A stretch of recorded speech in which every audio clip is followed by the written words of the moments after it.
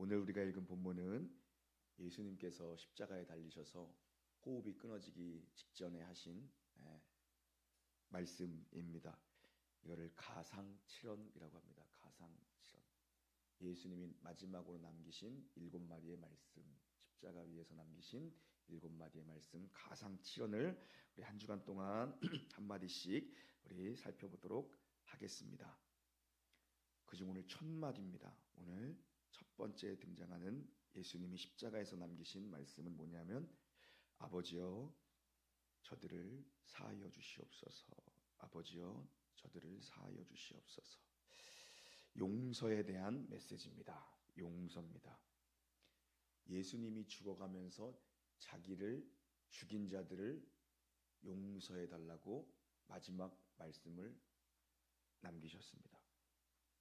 누구를 용서해 달라고 말씀하시는 건가? 예수님을 십자가에 매단 자들, 예수님의 옷을 나누어 제비 뽑기 하는 자들, 그리고 손과 발에 사정없이 못을 박은 자들, 그리고 네가 만약 그리스도라면 십자가에서 내려와 보라고 조롱하는 자들, 그리고 이 모든 음모를 꾸민 자들, 그리고 예수님을 따르다가 전부 다 등을 돌려버린 제자들, 나를 비난하고 조롱하고 나를 십자가에 못 박은 모든 죄인들을 용서해 달라는 겁니다. 거기에 우리가 포함되겠죠. 우리가 포함되겠죠. 용서가 가장 힘들지 않을까 그런 생각을 해봤습니다. 우리가 용서는 못하는데 분노와 복수심으로 가득 찰 때는 사실 엄청 많죠. 엄청 많죠. 그만큼 용서가 어려운 것 같습니다. 그만큼 용서가 어려워요. 아마 신앙생활 하면서 용서가 제일 어려울 겁니다. 아니에요? 저는 그런 것 같은데 용서가 제일 어려워요. 내가 교회 다니고 이렇게 새벽에도 나오고 내가 헌신도 하고 내가 꼬박꼬박 11조도 내고 내가 성경금도 턱 내고 내가 건축허금도 큰 돈 턱 내고 용서가 훨씬 어려워요. 용서가 어려워요. 그런데 주님은 십자가에서 우리의 모든 죄를 다 용서하셨어요. 십자가에 달려 죽으시면서 마지막으로 하신 말씀이 저들의 죄를 용서해 주십시오. 그겁니다. 예수님은 우리를 용서하시기 위해 십자가를 지셨습니다. 언제요? 우리가 죄인 되었을 때, 우리가 전혀 사랑스럽지 않았을 때, 우리가 주님을 찾지도 않았을 그때에, 우리가 징그러운 죄를 정말 짊어지고 다니고 옷에 덕지덕지 붙이고 다닐 때에 우리를 찾아오셨고 우리를 만나주셨고 우리를 용서하셨습니다. 그래서 우리가 용서받은 사람이 되었습니다. 1만 달란트의 죄를 탕감받은 사람이 되었습니다. 수조 원입니다. 수조 원의 죄를 탕감받은 사람이 됐어요. 우리가 조 단위로 얘기하면 1만 달란트 단위로 얘기하면 감이 없는 것 같아. 우리 그냥 억 단위로 얘기해야 될 것 같아. 그죠? 몇 천억을 우리가 탕감받은 거예요. 이게 다가 아니라 용서만 하신 게 다가 아니라 그 다음 이제 34절 중반부 보면 또 뭐라고 말씀합니까? 저들이 자기가 하는 일을 모른다라고 얘기를 합니다. 이건 뭐예요? 변호를 해주시고 계세요. 용서하신 게 끝이 아니라 도리어 그들을 하나님 앞에 그들을 변호합니다. 죄인들을 변호합니다. 저들이 지금 무슨 짓을 하고 있는지 몰라서 그럽니다. 그러니 주님 용서해 주시고 불쌍히 여겨 주십시오. 예수님이 변호사가 되주셨어요. 변호를 합니다. 자기를 때려 죽인 자들을 변호하고 계십니다. 그리고 그 주님은 지금도 중보자로서 우리를 계속해서 변호해 주세요. 마귀가 참소할 때마다 쟤 좀 봐요. 저기 어떻게 주님 자녀입니까? 내 자녀지. 내가 누구예요? 마귀 자녀지. 하는 짓거리를 봐요. 주님 자녀 아니지 않은 내 새끼가 더 가깝지 않을까요? 그렇게 참소합니다. 그런데 주님은 그때마다 우리를 변호하시는 중보자로, 변호사로 지금도 중보자의 사역을 지금도 하늘 보좌에서 감당하고 계십니다. 주님은 영원한 중보자로 우리 가운데 계시는 겁니다. 마귀가 원하는 건 적대감을 심어주는 겁니다. 마귀가 원하는 건 적대감을 심어주는 거예요. 마귀는 참소하는 자거든요. 마귀는 거짓말하는 자거든요. 마귀는 적대감. 지금 보세요. 이들이 종려주일 바로 직전에 호산나 호산나 하면서 종려나무까지를 흔들었다고요. 왕으로 오시는 이요 구원받으실 만한 우리의 왕이십니다. 막 이러던 자들인데 한순간에 전부 다 그리스도께 대하여 적대감을 갖습니다. 다 등 돌렸습니다. 마귀에게 당하는 거예요. 우리가 마귀는 그래서 적대감을 갖게 하는 방법이 뭐냐면 나의 의로움을 자극하는 겁니다. 의인은 없나니 하나도 없다라고 분명히 성경은 얘기했거든요. 그런데 마귀는 어떻게 상대에 대해서 적대감을 갖게 하는가? 나의 의로움을 자극합니다. 지나친 자기 확신을 갖게 합니다. 내가 늘 옳다라고 생각하게 만듭니다. 그러면 상대적으로 상대방은 틀렸거든요. 적대감을 갖게 만들어요. 내 눈에 있는 들보는 보지 못하게 하고 남의 티끌은 크게 보이게 하는 겁니다. 80억 인구 중에 의인은 없나니 단 한 명도 없다라고 얘기합니다. 단 한 명도 없습니다. 그리스도 이외에 성육신하신 그리스도 이외에 의인은 없습니다. 그런데 우리는 나의 옳음과 나의 정당성을 다 주장합니다. 여러분, 오늘 우리가 주님 앞에 어떻게 나올 수 있는가? 용서의 은혜, 1만 달란트 탕감받은 용서의 은혜로 나오게 된 거거든요. 우리를 용서하시고 새날을 주시고 세계를 열어주시고 생명을 주셨기 때문에 주님 앞에 나올 수가 있습니다. 우리의 죄를 용서받을 수 있는 길을 예수님이 열어놓으신 거예요. 죄에 대한 모든 대가를 주님이 다 받으셨습니다. 우리가 받아야 될 마땅한 진노를 주님이 다 받으셨어요. 주님이 다 받으셨어요. 이것이 용서의 십자가입니다. 고난주간 우리가 첫째 날 우리가 묵상해야 될 말씀은 바로 용서입니다. 용서.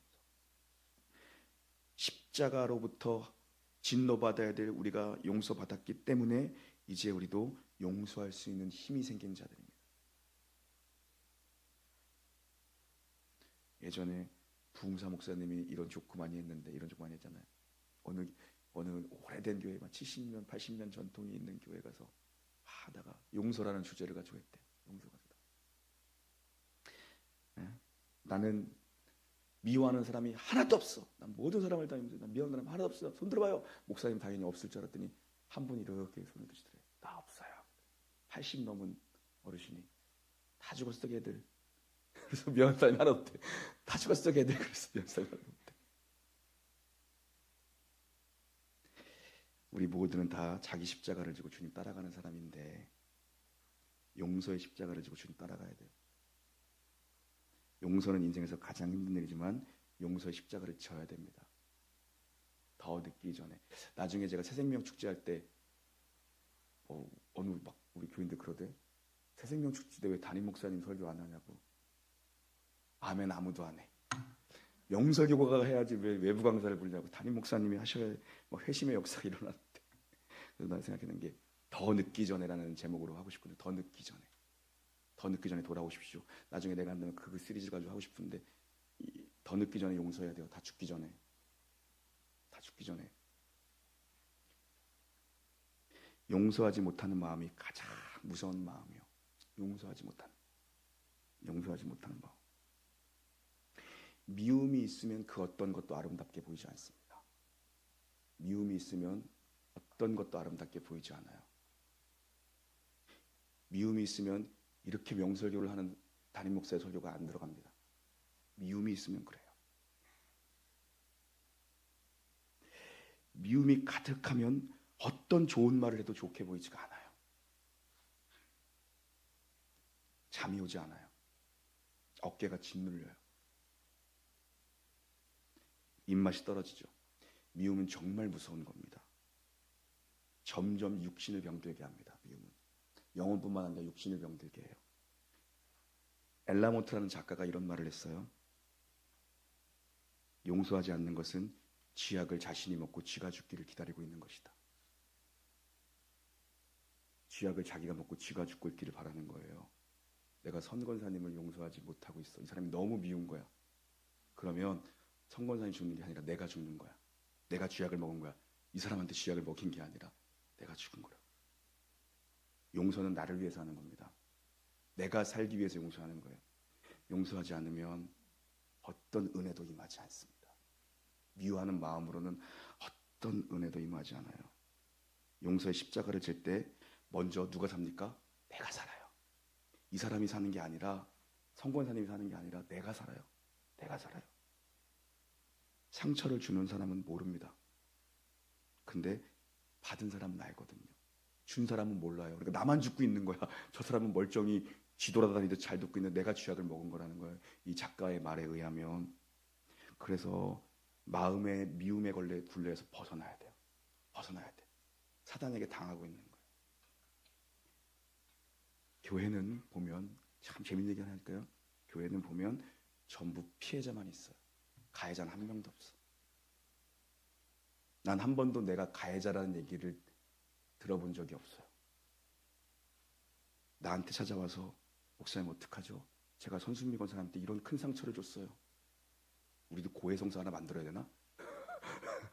그럼 나는 무조건 사형, 지옥 이럴 텐데. 그래요. 와서 어떡하죠? 내가 손순미 권사님한테 이렇게 큰 상처를 줬어요. 목사님 어떻게 저분의 마음을 제가 용서를 구하고 받으시 이런 상담을 한 번도 10년 동안 받아본 적이 없어.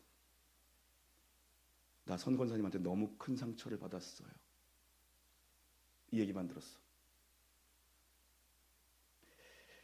그래서 여러분, 그 마음은 저주 같은 마음을 가지고 있는 겁니다. 가장 강력한 기도는 용서의 기도예요. 예수님이 십자가에서 이 용서의 기도를 하신 거예요. 저들의 죄를 사하여 주십시오. 가장 큰 죄는 용서의 기도예요. 용서의 기도라. 아마 우리 주일학교 교사하시는 분들 또 뭐 어린이집 선생님들도 있어요. 아마 아이들한테 상처 많이 받을걸요. 많이 받을걸요. 그 용서 안 돼요. 제가 그거 알아요. 내 농담처럼 하는 얘기가 아니라 진짜 나는 서정인 집사님이 나한테 뭐해서 별로 상처 안 받아. 왜냐? 뭐 별로 기대치가 없으니까 사실 안 받아. 인간이 다 거기서 거기지 뭐 별로 기대가 없으니까. 근데 나는 주일학교 애한테 받은 상처가 내 마음에 잘 안 지워져요, 사실요.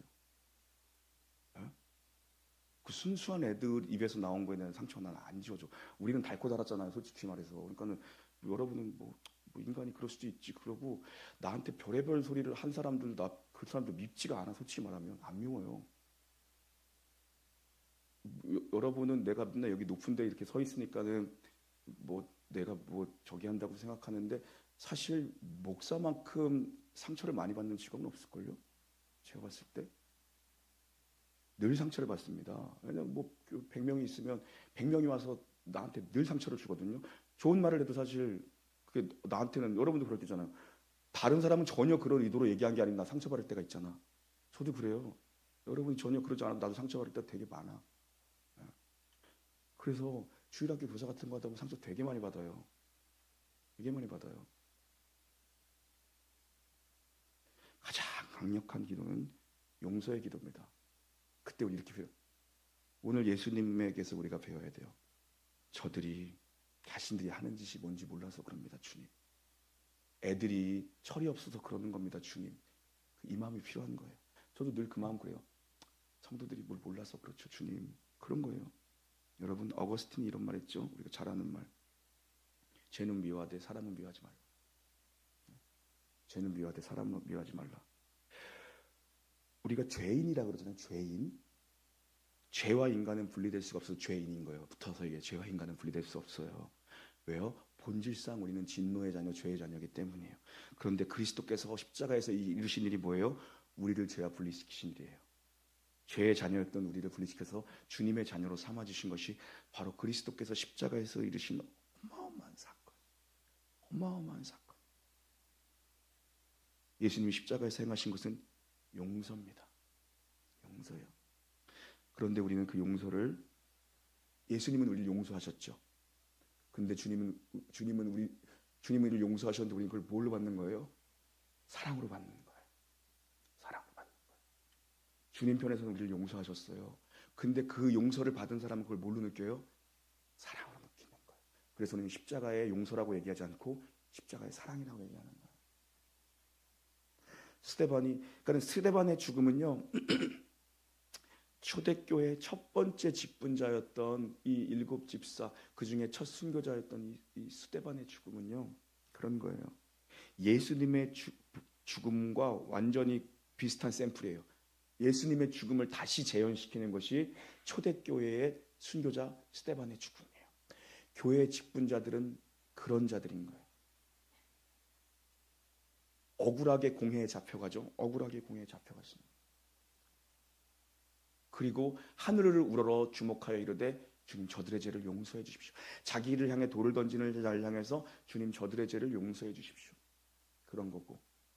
뭡니까? 예수님도 자기를 십자가에 못 박은 자들을 향해서 주님 저들을 용서해 주십시오. 하늘을 우러러 저들이 하는 짓이 지금 뭔 짓인지를 지금 모르고 하는 것입니다. 그래서 교회의 직분자들은 여러분 그런 자들이 직분이에요. 교회 일 하다 보면 상처 많이 받아요. 뭐 교사들뿐만 아니라 사람들 심리는요, 앞에 있는 사람한테 돌 던지는 걸 좋아합니다. 그래서 목사가 욕 많이 먹는 거. 뭐 말을 많이 하다 보면 실수를 많이 할 수 있겠죠. 앞에 있는 사람들 늘 욕을 많이 먹습니다. 교회 일에 충성하는 사람들에게 나는 하지도 않으면서 돌 던집니다. 그래요. 그리고 괜히 목사랑 친한 사람 같은 사람한테 괜히 욕해요. 늘 얘기하잖아요. 별로 누구랑도 친하고 싶지 않아. 여러분. 그래서 그 예수 그리스도의 십자가에서 말미암아 구원의 은총이 임해서 우리가 변화된 것처럼 스데반이 돌에 맞아 죽어가면서 저들의 죄를 용서해달라는 기도를 통해서 누가 변화된 거예요? 돌 던지던 사도 바울이 변화된 거예요. 스데반을 죽인 장본인이었던 사도 바울이 거기서 변화가 된 거예요. 뭡니까? 십자가는요, 사람을 살리고 십자가는 사람 능력이에요. 용서는요, 사람을 살리는 겁니다. 스데반 때문에 바울이 태어난 거예요. 사도 바울은 평생 사역을 하면서 스데반 죽인 일을 항상 마음에 품고 있었어요. 그 흔적이 바울 서신을 읽다 보면 항상 묻어납니다. 내가 스데반 죽인 장본인, 내가 초대교회의 첫 집사였던 스데반을 죽인 장본이었다는 것을 항상 마음속에 가지고 그는 사역했어요. 그런 겁니다. 우리가 예수 그리스도의 십자가의 능력을 붙들고 교회에서 사역 감당하는 겁니다. 용서의 능력이에요. 고난주간에 용서의 십자가를 바라보면서 용서를 먼저 묵상하시기를 주님의 이름으로 축복합니다. 때로는 내 자식도 용서 안 될 때 있고 내 형제도 용서 안 될 때도 있어요. 내 부모가 용서 안 될 때도 있어요. 그렇죠? 어린 초등학생 하나가 용서 안 될 때 있고 청소년부 애 하나가 용서 안 될 때 있고 그래요. 요즘 아이들 입이 너무 거칠잖아요. 그래서 우리는 어저께 우리 축구하는데 다원중학교 애들인가 저쪽에 윗동네 가서 해가지고 걔네랑 했는데 축구할 때마다 우리 홍 목사님 얘들아 욕은 하지 말자 욕은 하지 말기로 하자 뭐 그러는데 앞으로 그거 해야겠어. 제가 돈 주고라도 또 십자가 얘기가 딴 얘기한 축구 얘기하네. 제가 돈을 주고라도 구장을 빌려서 하려는 이유가 뭐냐면 애들이랑 같이 하면 뭐 좋죠. 근데 너무 욕을 많이 하니까 축구를 하고 나면 내가 너무 기빨리는 느낌이야. 그런데 우리가 대관을 하고 하면 우리가 갑이잖아. 여기에 들어오려면 우리 룰에 따라야 돼 이거잖아. 5만 원 주고 빌리면 욕하지 마. 뭐 이렇게 하면은 되게 재밌어. 애들 입이 너무 거칠죠. 그런데 우리가 그들을 위해서 기도할 때는 이런 것도 필요한 것 같아요.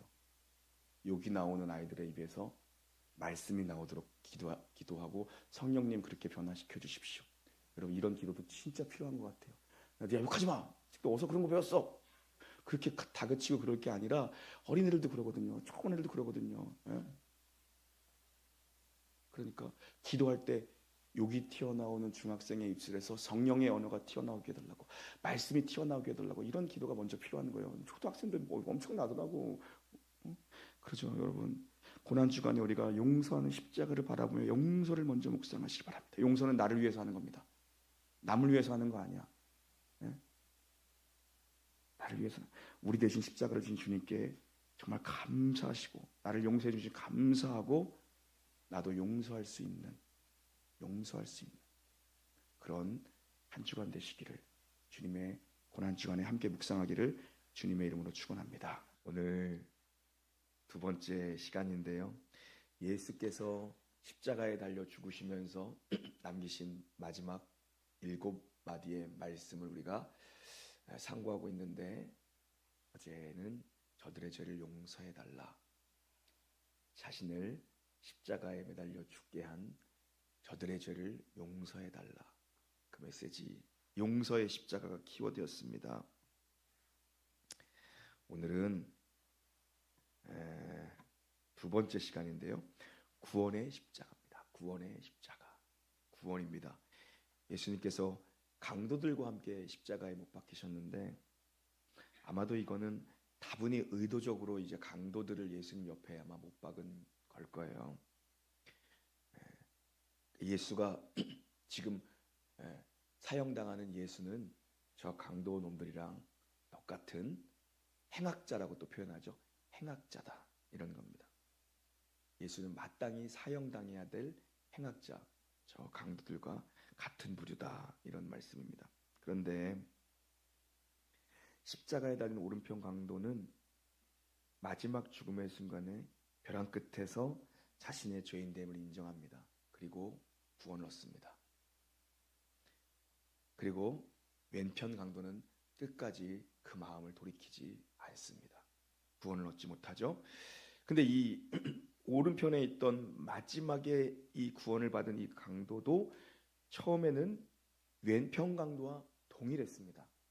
그 마음의 상태라던가 그의 행악한 행실들이 동일했어요. 같이 예수님 비난하고 조롱했던 사람입니다. 오른편 강도가. 우리 한번 마태복음 찾아가 보실까요? 마태복음 앞으로 좀 가셔서 마태복음 27장, 마태복음 27장.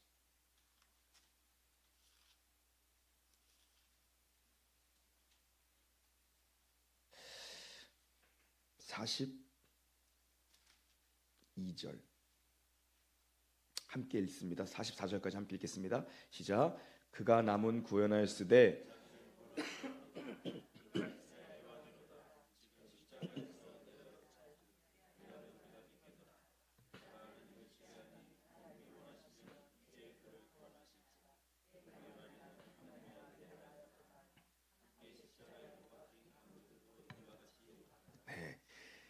군중들이 막 일어나서 예수님을 비난하고 침뱉고 욕할 때 십자가에 있는 강도들, 양편 강도 모두가 여기에 동의하고 같이 욕했던 자들입니다. 그런데 십자가에 달린 오른편 강도가 마지막 순간에 벼랑 끝에서 자기의 죄인됨을 인정합니다. 왼편이나 오른편이나 똑같은 놈입니다. 똑같은 강도입니다. 근데 마지막에 자기의 죄인됨을 인정합니다. 죄인됨을 인정하고 이 오른편 강도의 오늘 읽은 마태복음, 누가복음 23장인가요? 24장고 우리 읽은 단락 바로 전 단락을 댁에 가서 돌아가서 읽어보시면 이 오른편 강도의 마음의 상태의 변화가 잘 묻어져 있는데 자기의 죄인됨을 인정합니다. 그리고 믿음이 생깁니다. 예수님 영접합니다. 자기 왼편에 있는 자기 친구 강도를 꾸짖습니다. 예수님을 변호한 거예요. 마지막 순간에 자기의 죄인됨을 인정하고 예수님 영접합니다. 동일하게 조롱했던 자가 마지막 순간에 마음을 돌이킵니다.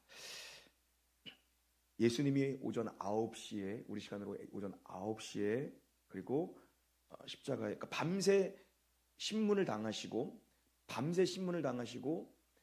즉결 심판을 받으신 거죠. 그리고 오전 9시에 매달리십니다. 그리고 오후 3시경에 숨을 거두시죠. 십자가에 달린 게 6시간 정도입니다. 6시간 정도.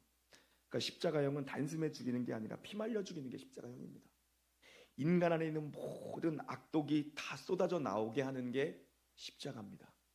그런데 우리가 어제 봤지만 예수님은 마지막 순간에 도리어 거기서 용서가 쏟아져 나왔고 은혜가 쏟아져 나오고 사랑에서 쏟아져 나오는 걸 이 강도들이 목격을 합니다. 십자가형은 피 말려 죽이는 겁니다. 한순간에 딱 죽는 게 피 말려 죽이는 겁니다. 피 말려 죽이는 거. 마지막에 다리 막 꺾어버리고 막 이러잖아요. 네. 우리 주원이 막 물어보대.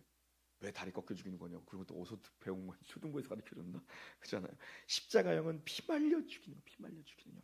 그래서 모든 악독이 다 쏟아져 나오도록 만드는 겁니다. 그런데 예수님은 마지막 순간에 도리어 거기서 용서가 쏟아져 나오고 사랑이 쏟아져 나오고 은혜가 쏟아져 나오는 걸 이 강도가 목격합니다. 거기서 변화를 일으켰던 것 같아요. 거기서 같이 욕하다가 마지막에 돌이킵니다. 그래서 예수님이 죽은 후에 오늘 본문 뒷달락에 누가복음 뒷달락에 보면은 백부장이 숨을 거두신 후에 백부장이 뭐라고 얘기합니까? 그는 실로 의인이었도다. 또 다른 데서는 그는 실로 하나님의 아들이었도다 이렇게 고백합니다. 사람이 죽은 게 아니라는 겁니다. 오른편 강도가 마지막에 백부장이 보았던 그걸 본 거예요. 그는 실로 하나님의 아들이었도다. 그는 실로 의인이었도다. 이걸 본 겁니다. 그래서 두 사람의 운명이 완전히 갈라집니다. 중요한 건 뭐냐면은 여러분은 오른편의 강도입니까? 왼편 강도입니까?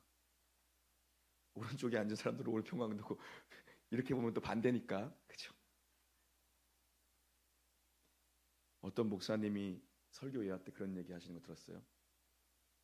병들어 죽어가는 병상에 찾아가서 저도 그런 경우를 많이 봤죠. 부교육자 때도 몇 번 봤고 담임 목사가 돼서도 한 3-4번 정도 뭐 돌아가시기 임종 준비를 하는 분들에게 세례를 베푼 경우가 있는데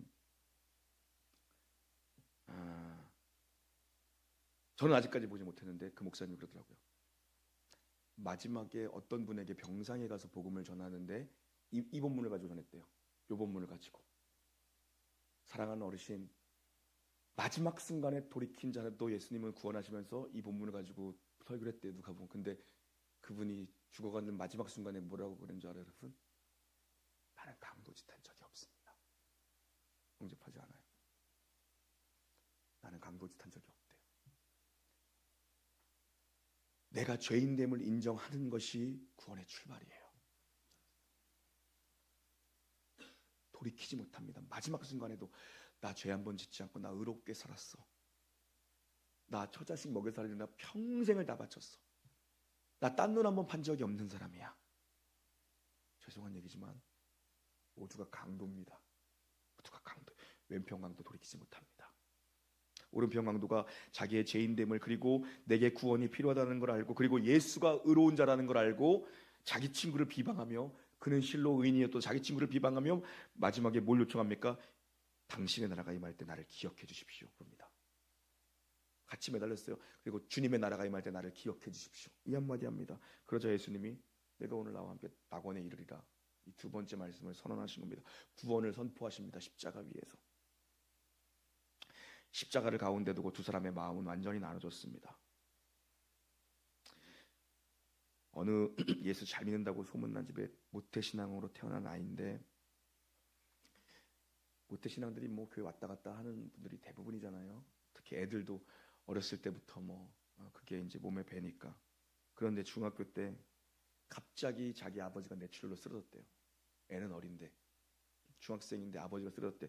그래서 택시를 잡아 타고 엄마랑 이제 병원을 가는데 엄마가 그 택시에서 울면서 택시 아저씨 운전하는데 막 빨리 가달라면서 기도를 하더래. 눈물을 흘리면서 택시에서 기도를 하더래. 하나님 살려달라고. 근데 자기가 그때 예수님을 영접했대요. 택시 안에서 엄마가 그렇게 살려달라고 눈물을 흘리면서 기도하는 그 길가에서 자기가 예수님이 살아계시고 하나님이 살아계신 분이라는 걸 어려서부터 교회에 있었으니까 하나님의 이야기, 예수님의 얘기는 수없이 얼마나 들었겠어요. 그런데 그때야 하나님이 살아계신 분이라는 게 그때야 믿어지더래요. 하나님이 우리의 마음을 열어주시는 순간이 있습니다. 이 오른편의 강도는 마지막 순간에 하나님이 그 마음을 열어주셨어요. 모든 사람에게나 하나님이 그 마음을 열어주시는 그 순간이 있습니다. 얼마 전에도 제가 말씀드렸죠. 큰 교회 목사님이 청년이 찾아와서 큰 교회 목사님이 한테 청년이 찾아와서 자기 아버지가 병상에 있으니까 가서 좀 복음을 전해달라고. 근데 아까 말씀드린 그 사람처럼 이 아버지도 영접을 안 하더랍니다. 그런데 누가 영접했어요? 그 옆에 있던 사람이요. 병상 옆에 있던 사람이 영접했어요. 몰랐어요. 아무도 몰랐어요. 다 감춰준, 이 일은 감춰진 일이었어요. 그런데 그 큰 교회 새가족 그 환영회 때 돌아가면서 한마디, 우리도 한마디씩 마이크 잡고 얘기하잖아요. 그때 그 사람이었던 거예요. 그 옆에 있던 병상에 있던 사람. 하나님이 우리의 마음을 열어주시는 순간이 있는데, 이 오른편 강도는 마지막 순간에 그 마음을 하나님이 열어주신 겁니다. 그런데 이 사람이요, 살아온 길이 죄만 짓고 악행을 해가며 살아온 인생이기에 염치가 없던 거죠. 그래서 예수님이 이 사람이 뭐라고 얘기합니까? 당신의 나라가 임할 때 나를 생각해 주십시오. 이렇게 고백한 겁니다. 나를 생각해 달라고 요청한 거예요. 나를 데려가 달라. 나를 뭐 꼭 붙들어 달라. 이게 아니라 지은 죄가 많으니까 나를 생각해 달라. 이렇게 얘기했어요. 근데 주님이 거기에 구원을 선포하십니다. 네가 오늘 나와 함께 낙원에 이르렀다. 이제 얼마 후에 예수님은 숨을 거두셨고 두 강도도 죽었습니다. 너무 다른 길을 걸어갔죠. 예수님이 십자가의 길로 열어놓은 그 구원의 길에 이 강도가 올라탑니다. 오른편 강도가. 여기서 오늘 내가 나와 함께 낙원에 이르렀다. 여기 이 오늘은 뭐냐면 구원의 즉각성을 선언하신 거예요. 구원의 즉각성을 우리 주일날도 배웠죠. Justification, 칭의의 은총. 그리스도를 영접하는 그 순간 너는 의롭다라는 그냥 법정선언이 내려진 겁니다. 그 순간에 그는 의를 입은 겁니다. 그리스도 십자가의 의를 입어버린 겁니다. 그냥 의인이 된 거예요. 그게 오늘이에요. 오늘. 너는 오늘 천국 백성이 되었어. 이겁니다. 그러니까 그냥 저 생각해 봤어요. 제 영적 상상입니다. 어쩌면 예수님께서 십자가에 이루어 놓으신 그 구원의 길을 제일 먼저 걸어간 사람이 이 사람일지 몰라요. 그렇죠? 오늘 내가 나와서 이르렀다. 어쩌면 예수 그리스도 십자가에 이루어 놓으신 그 길을, 예수님이 닦아놓은 그 길을 제일 먼저 걸어간 사람이 누굽니까? 아무 공로가 없는 사람이 이 사람이에요. 아무 공로가 없는, 구원받은 모든 사람 중에 아무 공로가 없는 사람 뽑으라면 이 사람일 거예요. 근데 이 사람이 제일 먼저 그 길을 걸어갔어요. 그거 뭡니까? 우리에게 주시는 메시지예요. 구원은 공로로 받는 게 아니에요. 구원은 공로로 받는 게 아니에요. 구원은 은혜로 받는 것이고 그 유일한 은혜가 임하는 통로가 믿음입니다. 이 사람이 한 게 뭐가 있어요? 굳이 뭐 억지스럽게 뽑아서, 굳이 뭐 억지스럽게 뽑자면 뭡니까? 마지막에 친구한테 너 조용히 해 이놈아, 이분이 누군지 알고 그거 한마디 한 거 굳이 억지스럽게 뽑자면 아무것도 한 게 없습니다. 근데 이 사람이 십자가의 구원의 길을 제일 먼저 달려갔어요. 제일 먼저 들어갔어요. 우리가 그런 거예요. 아무 공로 없이 정말 막차를 올라탄 사람인데 이 사람이 첫 길을 걸어간 겁니다. 우리 주님이 구원 못할 사람은 아무도 없다라는 걸 보여주는 겁니다. 하나님이 택한 하나님의 자녀는 한 사람도 없이 다 구원 열차에 올라탄다라는 것입니다. 이 강도가 죽으면서 룰루랄라 하지 못했을 것입니다. 예수님이 낙원을 선포했다고 해서, 천국을 선포했다고 해서 이 사람이 결코 룰루랄라 하지 못했을 겁니다. 이 사람 보십시오. 나를 생각해 주십시오. 만약 이 사람에게 1년만이라도 시간이 더 있었다면 아마도 이 사람 사도 바울보다 더 멋진 사람이 됐을 수도 있었을 것 같아요. 만약에 이 사람에게 1년만이라도 더 시간이 허락됐다면 그가 나를 사랑하셨고 그가 우리를 사랑하시고 그분은 참 하나님이시다. 가장 가까이에서 본 사람입니다. 이 사람이 예수가 하나님됨을 제자들도 다 도망가 버렸습니다. 다 도망갔습니다. 가장 가까이에서 본 사람이 바로 오른편 강도라면 이 사람에게 1년의 시간이 더 허락됐다면 누구보다 이 사람은 예수를 위해 뛰었을 것이요. 그 사람에게 허락되지 않은 그날이 오늘 우리에게 허락된 한 날입니다. 더 늦기 전에, 더 늙기 전에 주님을 향한 섬김을 써내려가야 됩니다. 더 늦기 전에, 더 늦기 전에. 오늘 살아서 여기에 우리가 있는 건 아무에게나 주는 그런 주어지는 특권이 아닙니다. 교회 바닥을 걸레질하고 교회 의자줄을 맞추는 것도 아무에게나 주어지는 특권이 아닙니다. 영광스러운 겁니다. 영광스러운 것. 살아있는 날만 우리의 날이고 섬길 수 있는 날만 우리의 날이지, 내 의지를 가지고 내 몸을 가지고 하나님 섬길 수 있는 날만 우리의 날입니다. 우리가 한번 솔직하고 정직하게 한번 여러분 보십시오. 살면서 뭐 이번 우리 주일 설교 시리즈 때 나중에 또 몇 주 뒤에, 한 주, 두 주 뒤에 계획대로 하면 2주 뒤에 이 얘기를 하겠지만 우리가 말은 잘합니다. 먹든지 마시든지 무엇을 하든지 하나님의 영광을 위해 산다. 불을 쏘에 목숨명이다. 뭐 그러면서 꼭 교회 와서만 뭐 주님의 일하는 게 뭐 주의 일하냐? 꼭 주의 일 안 하는 사람들이 그런 얘기하더라고. 교회 코빼기도 안 보이는 사람들이 그런 일 얘기하면서 우리가 그리스도인으로서 빛과 소금의 사명을 감당하며 이 땅에서 내 직업에 영혼을 불어넣어서 죽게 하듯 하는 것이 주님의 일이지. 맞는 얘기예요. 다음에 또 얘기하겠지만 맞는 얘기예요. 근데 한번 가슴에 손을 얹고 한번 정직하게 얘기해 보십시오. 먹고 살라고 그 직장 다니는 거지. 여러분이 거기서 주님의 영광 나타내기 위해서 다니는 분이 과연 몇 명이나 있을까 우리 교회에. 나 그런 생각 해봅니다. 진짜 먹고 처자식 먹여 살리려고 그 직장 속된 말로 더러워도 다니고 있는 거지. 주님의 영광을 위해서 나는 여기서 생명 다해 이곳이 주님의 몸인 것처럼 직장 생활하는 사람이 과연 몇 명이나 될까? 그런 정말 정명 정신을 가지고 직업 의식을 가지고 사는 사람이 몇 명이 될까 한번 생각해 봤습니다. 이 말씀을 왜 드리냐? 우리가 다른 건 몰라도 주님의 몸인 교회만이라도 잘 섬기자는 겁니다. 정직하게 돈 벌라고 해서 다니는 거지. 주님의 영광에 다니는 분은 10%나 될까요? 글쎄요. 잘 모르겠습니다. 다른 건 몰라도 주님의 몸이라고 확실하게 말씀해 주신 교회만이라도 잘 섬기자는 거예요. 교회만이라도. 구원받은 강도를 생각하며 우리가 살고 있는 이 날이 이 십자가의 강도가 하루만이라도 주님을 섬기며 주님을 전하며 살고 싶어 했던 바로 그 오늘 하루만이라도 제 몸된 교회를 잘 섬기자는 겁니다. 어려울 때마다 주여 나를 기억해 주십시오. 오늘 이거 붙잡았으면 좋겠습니다. 이 강도가 가장 어려울 때에 마지막 순간에 붙잡았던 것, 염치 없으니 자기가 지은 죄를 아니 염치 없으니 주님의 나라가 임할 때 나를 생각해 주십시오. 우리도 힘들 때마다 어려울 때마다 주의 몸된 교회를 섬기며 힘들 때마다 이 한마디, 주님 나를 기억해 주십시오. 이 강도가 마지막에 붙었던 십자가 생각하며 힘들고 어려워도 다른 건 몰라도 내가 주의 몸된 교회만이라도 사실 그게 가장 복된 겁니다. 주님의 몸된 교회만이라도 잘 섬기게 해주십시오. 주님, 내가 거짓말하지 않기를 원합니다. 세상에 살아가는 것, 그래요 주님, 내 처자식 먹여 살리려고 내가 살아가는 것입니다. 거기다가 주님의 영광 운운하지 않겠습니다. 나 돈 벌기 위해 새벽부터 나가 일합니다. 그러니 주일에 와서 주님의 몸된 교회만이라도 잘 섬길 수 있는 제가 될 수 있도록 부디 나를 불쌍히 여겨주십시오.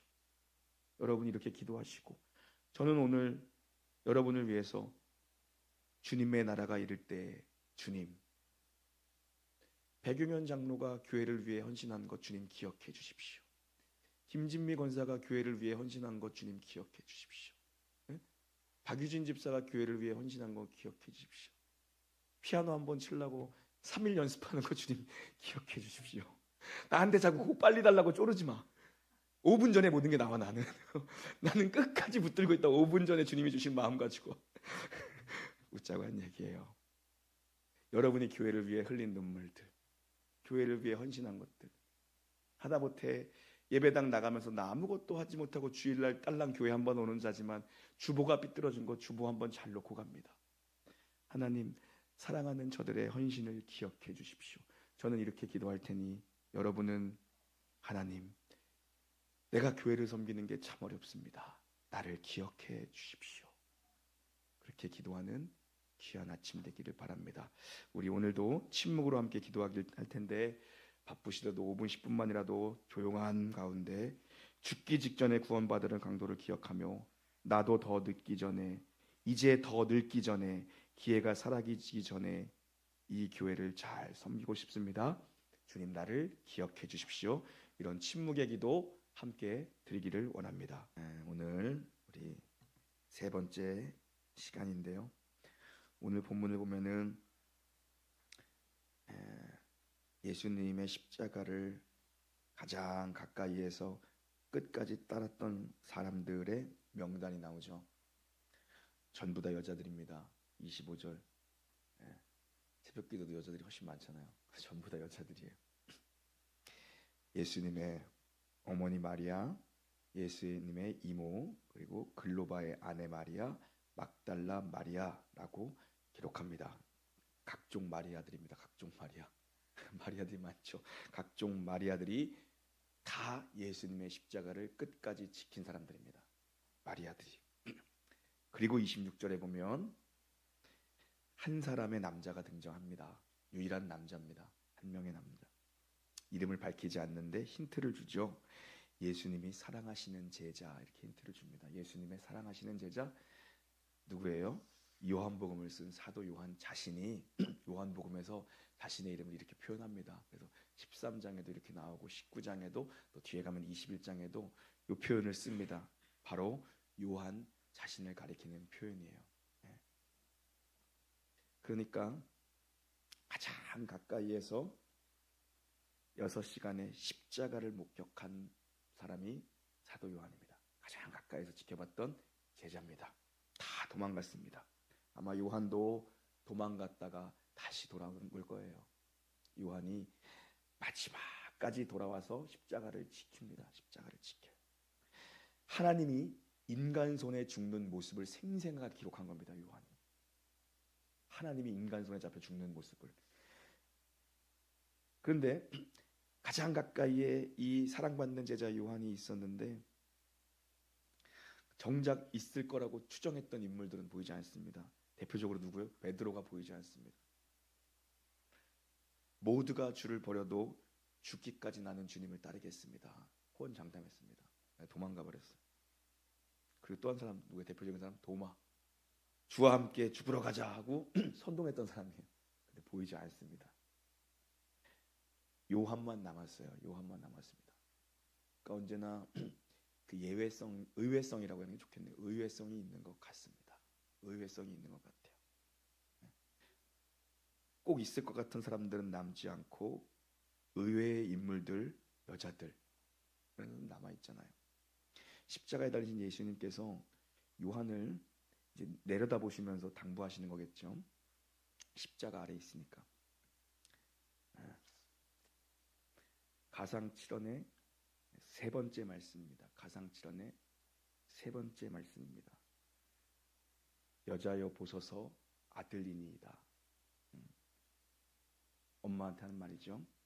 그리고 옆에 있는 요한에게 육신의 어머니 마리아를 부탁합니다. 27절입니다. 오늘 3원입니다. 27절 읽겠습니다. 시작.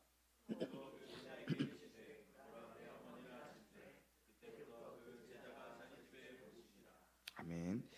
예수님께서 자기 엄마 마리아를 제자 요한에게 부탁해요. 요한에게. 예수님의 육신의 동생들이 있거든요. 그런데 마리아의 다른 아들들이 있는 겁니다. 그런데 예수님은 성령으로 잉태되었지만 마리아에게는 다른 육신으로 잉태한 아들들이 있습니다. 마태복음 한번 찾아가 보실까요? 마태복음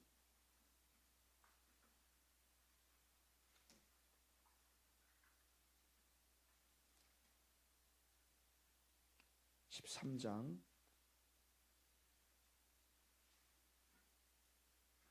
55절입니다. 사람들이 고향 땅에서 하는 말입니다. 예수님을 보고 함께 읽겠습니다. 55절 시작.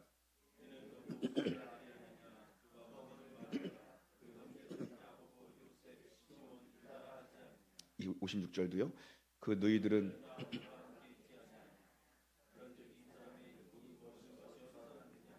네, 예수님의 형제들의 이름을 밝히고 있죠. 즉 마리아의 아들, 목수의 아들 아니냐, 요셉의 목수의 아들 아니냐, 그 형제들 다 우리와 함께 있지 않느냐, 딸들도 있지 않느냐, 야고보, 요셉, 시몬, 유다 이름을 밝힙니다. 그럼에도 불구하고 예수님께서 자기 엄마를 요한에게 부탁해요. 자식들이 있는데, 아들들이 있는데, 동생들이 있는 거죠. 이건 십자가 아래에서 예수님의 꿈은 언제나 십자가입니다. 예수님의 3년의 공생의 기간, 그리고 예수님의 낮아지심, 그리스도의 비하, 이 모든 건 다 십자가로 향하고 있습니다. 그리고 예수님의 최종 꿈은 무엇입니까? 십자가 아래서 부활 생명으로 교회를 탄생시키는 겁니다. 그래서 예수님의 꿈은 십자가와 교회입니다. 교회의 십자가에서 예수님은 죽으심으로 말미암아 그 십자가 아래서 태어난 새로운 공동체, 바로 교회를 세우시는 게, 그래서 교회 꼭대기에는 늘 십자가가 있잖아요. 십자가 아래서 교회를 탄생시키는 거예요. 요한에게 십자가 사명을 주시는 겁니다. 새로운 공동체의 탄생. 공식적으로 이제 사도행전에서 성령의 강림과 함께 성령의 오심과 함께 교회가 태동되지만, 교회가 무엇인지 보여주는 겁니다. 교회는 십자가 아래에 있는 것이다. 그리스도의 죽음으로 말미암아 새롭게 태어난 공동체가 바로 교회라는 것입니다. 1어는 저희 죄를 용서하십시오, 이것입니다. 예수님의 첫 번째 십자가 가상칠언 첫 번째는 뭐였습니까? 저희 죄를 용서하십시오. 용서의 십자가였습니다. 두 번째 2연 어제 봤죠. 오늘 내가 나와 함께 낙원에 있으리라. 구원의 십자가, 천국의 은혜를 베풀어 주십니다. 구원의 십자가입니다. 3원입니다. 오늘 보라, 이제부터 너의 어머니다. 네가 모셔라, 너의 어머니다. 사명의 십자가입니다. 새로운 사명을 주는 겁니다. 사명의 십자가. 어머니를 잘 돌보아 달라는, 이건 개인적 부탁, 우리 엄마 좀 잘 책임져줘, 이런 개인적 부탁의 수준이 아니에요. 십자가 앞에서 새로운 관계가 태어났다는 것입니다. 그게 뭡니까? 바로 영가족, 교회라는 것입니다. 마태복음 12장 다시 한번 가보실까요? 마태복음 12장 다시 한번 가보실까요? 55절 읽었죠? 49절부터 50절까지 읽겠습니다. 마태복음 12장 49절부터 50절 시작. 손을 내밀어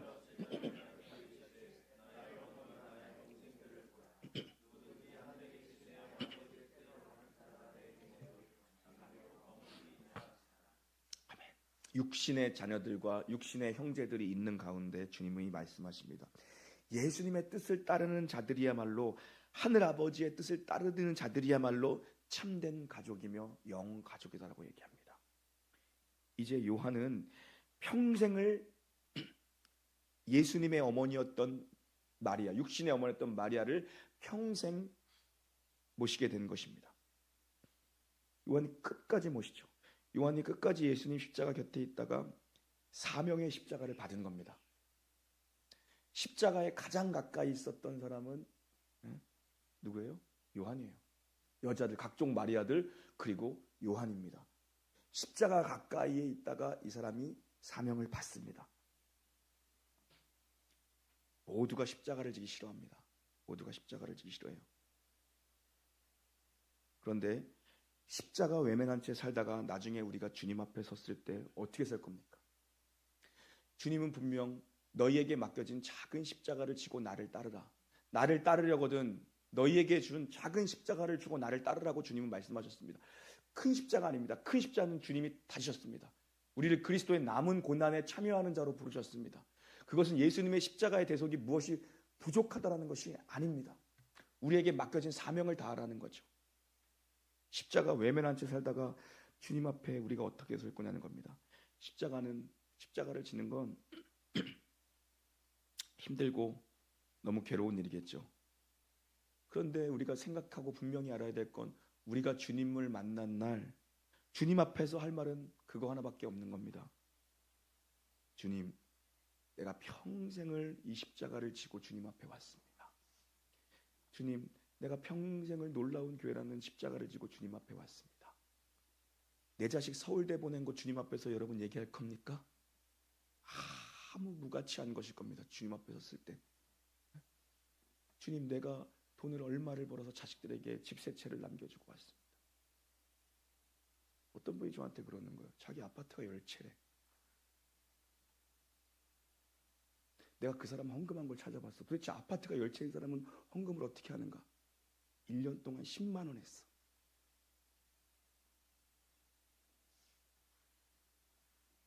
내가 나쁜 목사예요? 그거 헌금 찾아본 게? 나는 도대체 아파트가 10채인 사람은 헌금을 얼마를 하는지 너무 궁금한 거야. 내가 찾아봤어. 1년 동안 10만 원의 헌금을 했어요. 많이 한 건가요? 아파트 10채 있는 사람은? 주님 앞에서 나 아파트 10채 모으다가 온 얘기 할 수 있습니까, 여러분? 결코 주님 앞에서 그런 얘기 할 수 없을 겁니다. 내가 세상 사는 동안 주님 위해서 십자가 진 거 이해해 우리는 할 말이 없을 겁니다. 요한은 짐을 짊어진 게 아니라 여러분, 은혜를 짊어진 겁니다. 요한은 짐을 짊어진 게 아니라 지금 사명의 십자가를 짊어진 거예요. 그래서 교회도 보면 끝까지 십자가를 떠나지 않는 사람, 교회와 함께 눈물을 흘리며 교회와 함께 기뻐할 수 있는 사람들은 사명의 십자가를 지는 겁니다. 사명의 십자가를 져요. 십자가를 떠나지 않는 사람이 지는 십자가가 있어요. 십자가 곁을 떠나지 않는 사람이 지는 십자가가 있습니다. 교회 가까이 있는 사람들이 지는 특별한 십자가가 있어요. 저도 이렇게 보면, 그런 성도들을 보면, 아유, 저분이 교회 가까이 오지 않았으면 지지 않아둘 십자가를 지고 있네. 안타깝다. 마음 아프다. 그런 마음이 있고, 아이고, 저분이 큰 교회 다녔으면 지지 않았을 십자가도 지고 있네. 안타깝다. 마음 아플 때가 왜 없겠어요. 내가 져야 될 십자가인데 저분이 나눠서 지고 있네. 그런 마음이 드는 성도들이 있지요. 그런데 여러분, 돌이켜보면 그게 아닙니다. 그게 은혜고, 주님의 십자가를 외면하지 않은 사람에게 특별하게 해주시는 사명의 십자가를 지는 사람들이 받는 특별한 은혜가 있는 줄 믿습니다. 여러분, 예수님은 저는 미적 감각이라는 게 저는 1%도 없는 사람이잖아요. 근데 몰랐어요, 여태까지. 이 현수막 을 이렇게 어저께 여기 앉아서 보니까, 저기 틀어보니까 저기 또 디자이너 안 오셨네. 얘기하려고 하면 안 왔고, 칭찬하려고 하면 없어. 그러니까 예배에 빠지면은 가시면류관인데 거꾸로 뒤집어 그림자는 보니까는 면류관을 만든 거였대. 갖고 저봐, 최정호 사람이 몰랐잖아요. 또 그랬구나. 감각 없는 사람들이 이런다니까. 김수현 집사님 이제 알았어? 그거를 이런 눈으로 날 쳐다보잖아. 감각도 없이 이런 눈으로 날 쳐다보잖아. 백원사님 몰랐던 것 같은데. 나 표면 몰라. 몰랐어. 나 몰랐어. 어저께 알았어요. 가시 면류관을 뒤집으면 의의 면류관이 되는 거고, 내가 받을, 노고사님도 모르셨네 또. 이런 거 보니까 우리가 비슷하다니까 이게. 그런 거예요. 교회는 십자가 지러 오는 것입니다. 십자가 지러 오는 것. 십자가를 외면하지 않는 게 은혜입니다. 하나님 앞에서 할 수 있는 말은, 하나님 끝까지 주님의 몸 된 교회와 함께 내가 십자가 진 이야기 외에는 할 게 없을 겁니다. 이 땅에서 뭘 누리고 살고 뭘 남기고 그런 거 무슨 얘기를 할 게 있겠습니까? 우리가 주님 앞에 섰을 때 유일하게 내 할 말, 주님이 맡겨주신 사명의 십자가를 내가 던져버리지 않고 주님 끝까지 이 길을 걸어왔습니다. 주님께서 두 팔 벌려 여러분을 안아주실 줄 믿습니다. 오늘 가상 7원 중에 네 번째 말씀, 사언을 한번 살펴보도록 하겠습니다. 예수님이 십자가에 달리셔서 죽기까지의 시간은 약 6시간입니다. 다른 죄수들에 비해 비교적 빨리 숨을 거두셨어요. 십자가형은 한 번에 죽이는 것이 아니라 피말려 죽이는 게 십자가형입니다. 피말려 죽이는 것. 예수님은 비교적 좀 빨리 숨을 거두신 편이죠. 오늘 45절 보면 제6시부터 9시까지 어두워졌다. 6시부터 9시까지 어두워졌다. 6시는 정오입니다. 6을 더하면 되거든요. 정오입니다. 정오 12시. 어두울 수 없는 가장 해가 쨍쨍하고 밝은 시간이 6시입니다. 12시요, 우리 시간으로. 근데 이 시간에 어두움이 임합니다. 모든 것이 캄캄해집니다. 그거는 초자연적인 개입이라고 받고 설명할 수 없습니다. 모든 것에 어두움이 임하죠. 하나님의 눈물을 보는 겁니다. 하나님의 눈물. 하나님의 눈물입니다. 우리도 뭐 이렇게 볼 수 없는 광경, 보기 끔찍한 광경 보면 눈 감아버리고 뭐 눈 이렇게 애들은 막아버리고 그러잖아요. 커튼도 확 칠 수 있고. 외면하고 단절하는 겁니다. 단절, 외면하는 겁니다. 하나님의 눈물이면서 하나님의 외면입니다. 성부와 성자와의 단절, 철저한 외면과 철저한 단절입니다.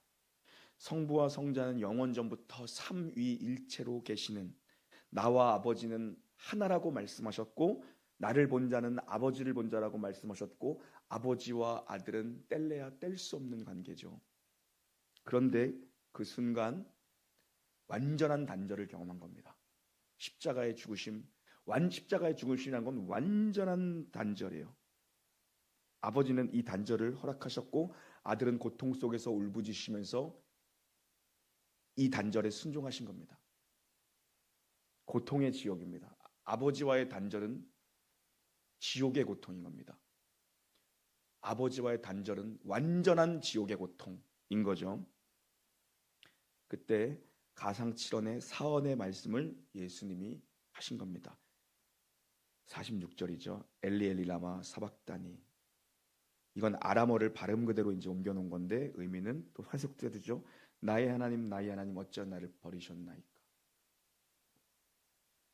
겟세마네 동산에서 할 수 있거든 이 잔을 내게서 옮겨가도록 이 고통의 잔을 내게서 옮겨주십시오.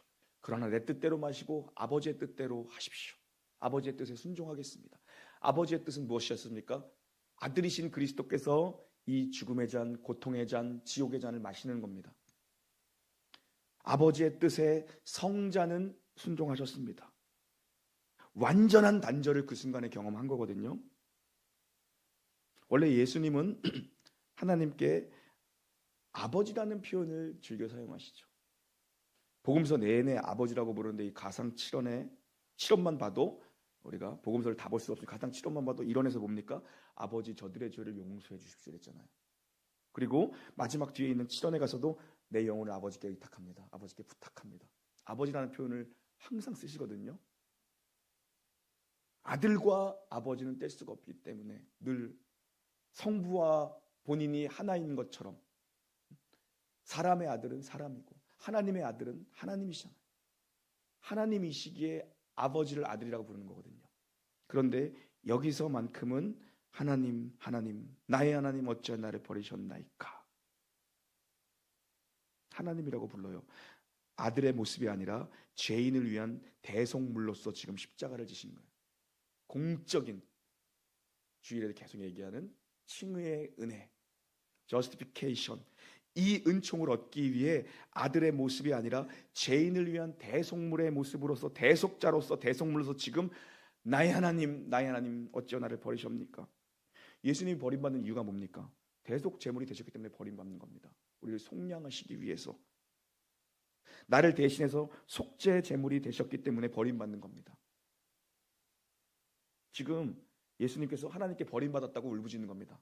나는 버림받았습니다. 나는 버림받았습니다. 이 부르짖음은 누가 해야 될 부르짖음인가? 바로 우리가 지옥문 앞에서 해야 될 부르짖음인 거예요. 이 부르짖음은. 이 말씀하시고 숨을 거두십니다. 이 부르짖음은 우리가 해야 될 부르짖음인 겁니다. 하나님 왜 저를 버리십니까? 우리가 외쳐야 되는 부르짖음을 예수님께서 십자가에서 대신 외치고 있는 겁니다. 예수님 십자가 지신 이유는 우리가 지옥갈 운명이기 때문에 십자가를 지신 거예요. 지옥에서 건지기 위해서 십자가가 지신 거예요. 우리가 구원을 이야기할 때 항상 천국을 생각하지만 그 전에 있어야 될 게 뭡니까? 지옥에서 건짐을 받아야 천국을 가는 거예요. 그게 사실 먼저예요. 지옥에서 건짐을 받아야 천국에 가는 거예요. 그래서 그리스도께서 십자가에서 행하신 일은 뭡니까? 언제나 두 가지 일이라고 얘기했죠. 하나는 우리의 죄의 문제를 완전히 해결하셨고 또 하나 뭡니까? 우리의 의의 문제를 완전하게 하셨어요. 지옥 문제를 해결하셔야 천국 문제가 있는 거예요. 그런 거예요. 예수님께서 어찌하여 나를 버리셨나이까? 이게 있어야 그 다음 뭐가 있는 겁니까? 내가 다 이루었도다. 내가 다 이루었도다. 이게 있는 거예요. 지옥 갈 우리를 위해서 예수님이 십자가를 지신 거죠. 십자가를 지셨다는 건 우리가 당할 고통과 우리가 당할 지옥의 모든 형벌을 예수님이 직접 지신 겁니다. 그래서 사언은 뭐냐면 진노의 십자가예요. 진노의 십자가. 첫 번째 이론은 무슨 십자가라고요? 시작. 용서의 십자가. 두 번째 무슨 십자가였죠? 시작. 구원의 십자가. 웬일로 또 이렇게 잘해요? 세 번째는 어저께 했죠. 뭐였죠? 시작. 사명의 십자가. 사명의 십자가예요. 이론에서 용서의 십자가는 뭐였습니까? 예수님께서 저들의 죄를 용서하여 주십시오. 저들의 죄를 용서하여 주십시오. 저들의 죄를 용서하여 주십시오. 예수님이 십자가 지신 이유는 우리를 용서하시기 위해서요. 용서하라는 거예요. 두 번째, 내가 오늘 나와 함께 낙원에 이르렀다. 구원을 선포하십니다. 즉각적 복. 오늘 너는 낙원에 이르렀다.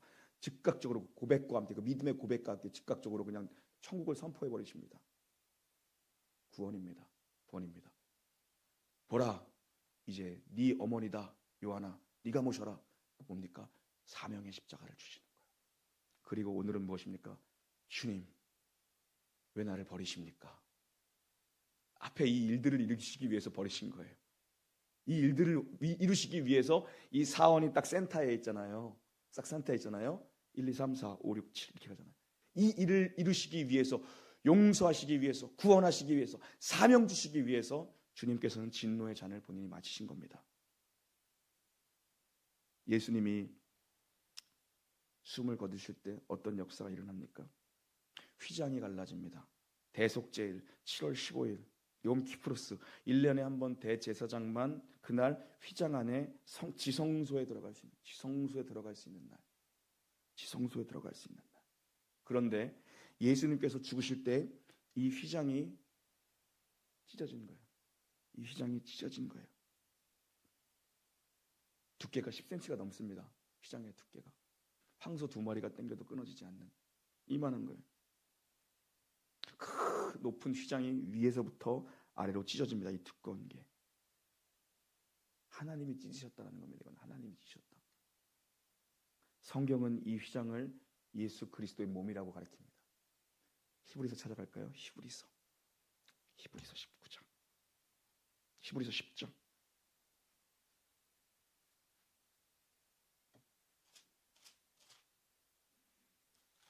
히브리서 10장.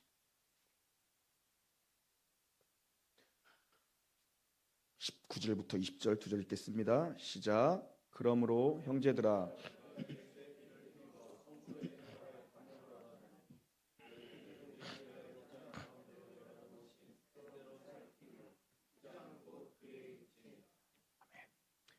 휘장은 곧 예수님의 몸이라고, 예수 그리스도의 육체라고 말씀합니다. 예수님이 십자가에서 찢기심으로 말미암아 휘장이 찢어졌다는 거예요.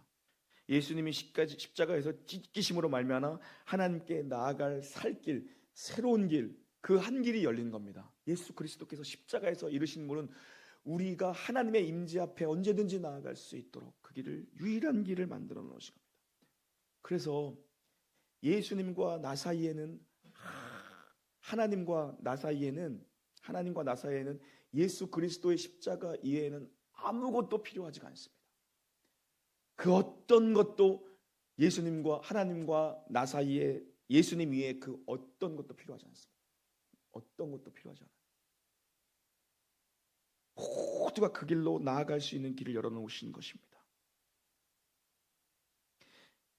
여기 휘장 가운데 열어놓으신 이 단어랑 어근이 같은 단어가 어디 있냐면 마태복음 3장 16절 가면 나와요.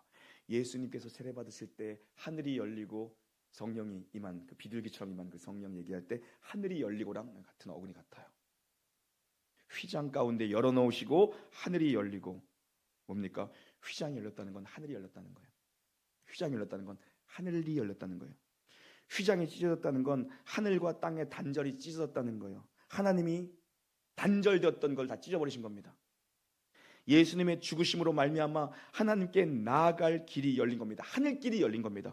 지성소로 나아갈, 하나님의 임재 앞에 나아갈 길이 열리는 거예요. 열린 겁니다. 어떻게 해요? 예수님이 진노의 십자가를 받으심으로 말미암아 살 길을 열어놓으신 겁니다. 예수님께서 이 진노의 잔을 마시지 않았다면 우리에겐 살 길이 없었어요.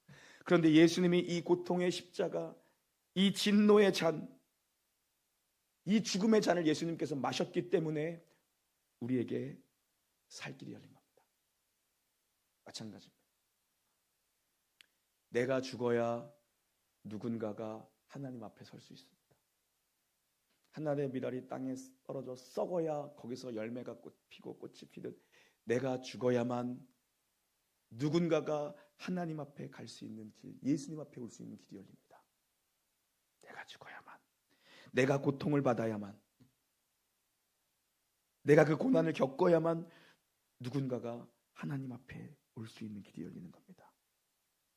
예수께서 진노의 잔을 받으셨기 때문에 우리가 살 길을 얻었습니다. 오늘 말씀은 가상 7원의 5원입니다. 5번째 말씀인데요. 예수께서 십자가 고통 속에서 내가 목마르다라고 목이 마르다라고 말씀하세요. 십자가의 참혹한 고통 중에 이제 목이 마르다는 말씀을 남기시고 숨을 거두시는데, 우리가 상상조차 할 수 없는 고통 가운데 목마름을 느끼신 건데요. 이건 예수님의 육신의 목마름입니다. 물과 피를 다 쏟으신 예수님의 육신의 목마름이면서 동시에 우리 영혼의, 인생의 영혼의 목마름을 해결하시기 위해 경험하신 목마름이에요. 양면성이 있는 거죠. 육신의 목마름이면서 목마른 인생들을 향한 영혼의 목마름을 해결하시기 위한 예수께서 경험하신 목마름입니다. 예수님은 용서하셨고, 십자가에서 예수님은 또한 구원하셨고, 예수님은 사명을 주셨어요. 이게 이제 3원까지의 말씀이죠. 그 가운데에 4원이 있었고, 이제 오늘 5원인데, 예수님의 십자가는 용서의 십자가며 또한 구원의 십자가며 또한 사명의 십자가입니다. 그리고 모든 진노의 형벌의 문제를 해결하신 형벌의 십자가뿐만 아니라 우리 인생의 모든 고통의 문제, 목마름의 문제를 해결하신 고통의 십자가, 고난의 십자가입니다. 고통의 십자가입니다. 그들이 목마를 때 초로 내게 마시게 할 거라는 시편 69편의 말씀을 응하게 하시려고 예수께서 목마르다 외치신 건데, 우리 인생의 모든 고통의 문제는, 고통의 뿌리는 목마른 겁니다. 우리가 목이 마르면 물을 마셔서 목마름을 해결하잖아요. 그런데 우리 영혼도 목마름을 느낀다는 거예요. 우리의 영혼도 목마름을 느낀다는 거예요. 이 목마름이 왜 생긴 거냐 하면, 우리가 범죄하고 하나님과 등을 지고 살면서 생긴 목마름입니다. 우리는 물고기고 하나님은 바다인데 살아보겠다라고 바다 밖으로 뛰쳐나온 겁니다. 어떤 것으로도 채워지지 않는 목마름입니다.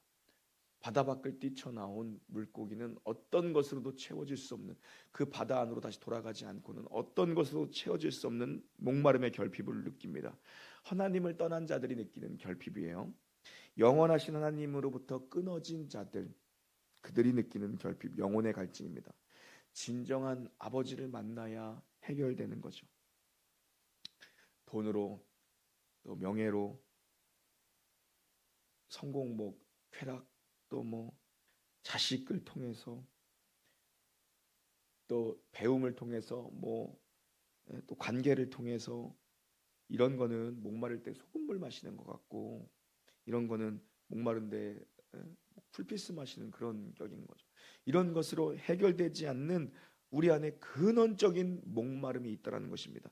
이건 하나님 품 안에서만 해결되는 것이고, 이건 바다 안에서만 해결될 수 있는 거예요. 요한복음을 찾아가 보시죠. 요한복음 7장을 한번 앞으로 가보실까요? 요한복음 7장 함께 읽겠습니다. 7장 37절 함께 읽습니다. 시작. 명절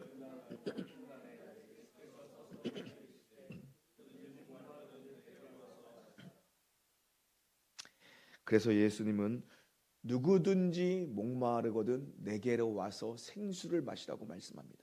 누구든지, 모든 사람이 다 목마름 때문에 허우적거린다라는 것입니다. 다 허우적거려. 목마름 때문에, 채워지지 않는 그 무언가 때문에. 요한복음 4장 앞으로 또 가보실까요? 4장 13절.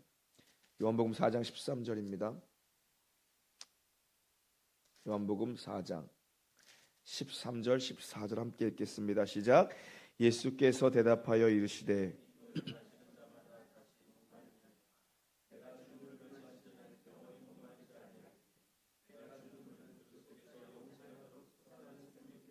아멘. 그 중동의 햇볕이 쨍쨍 내려치는 한낮에 사람들의 눈을 피해 물가로 우물물을 길어오는 그 한 여인, 남편이 5번이나 바뀐 고통받는 여인을 향해서 하신 말씀이에요. 내가 주는 물은 영생하는 샘물이다. 네가 이 더위 속에 네 육신의 목마름을 해결하기 위해서 풀어온 이 우물물은 잠깐의 갈증은 해결될 수 있지만 이건 근원적인 해결이 안 된다. 그러나 내가 주는 생수를 먹어라. 내가 주는 물은 영원한 생수, 진정한 생수라고 말씀하고 계시죠. 인생에 우리가 겪는 인생의 고통의 문제는 한두 개가 아닙니다. 수백 수천 가지죠. 수백 수천 가지입니다. 그런데 이 모든 것의 본질은 목마름이에요. 목마름. 지옥 고통 중에 가장 큰 고통은 목마름이 해결될 방법이 결코 없다는 것입니다. 예수님께서 이걸 경험하신 거예요. 목마른 우리의 인생을 위해서 이 지옥의 고통을 예수님이 경험하신 겁니다. 지옥 고통 중에 가장 큰 고통은 뭐냐면 물 한 방울 줄 사람이 없다라는 것입니다. 누구도 거기서는 나에게 물 한 방울 주지 않는다라는 것입니다. 누가복음 16장에 가면 부자와 나사로의 비유가 있지 않습니까? 지옥에 간 부자가 겪는 가장 큰 고통은 뭐예요? 물 한 방울이 없다라는 것입니다. 혀에다가 누가 물 한 방울 이렇게 한 방울을 적셔줄 사람이 없다라는 겁니다. 물 한 방울 없는 목마름의 고통을 이 땅에서 모든 걸 누리던 부자가 지옥에서 경험합니다. 그런데 천국은 이와는 정반대입니다. 성경은 분명히 천국과 지옥의 대조를 보여주는데 천국은 이와는 정반대입니다. 천국에는 물이 샘솟는 것입니다. 물이 샘솟는 것. 우리 성경 쭉 뒤로 가서 요한계시록으로 가시죠. 천국의 모습을 보여줍니다. 요한계시록 22장 17절 함께 읽습니다. 17장 시작. 성령과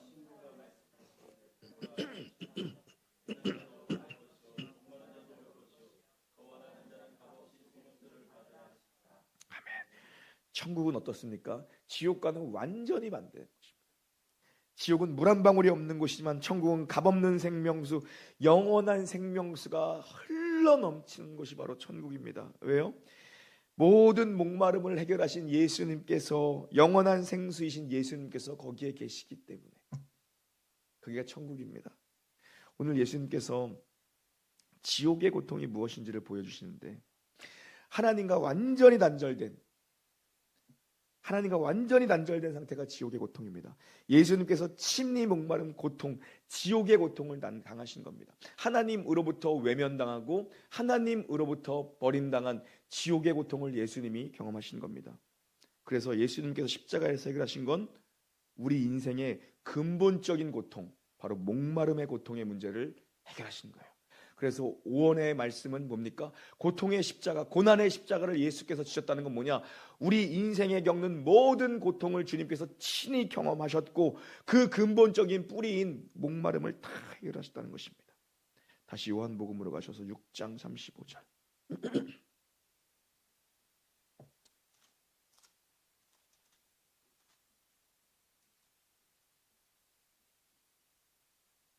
함께 읽겠습니다. 요한복음 6장 35절 시작.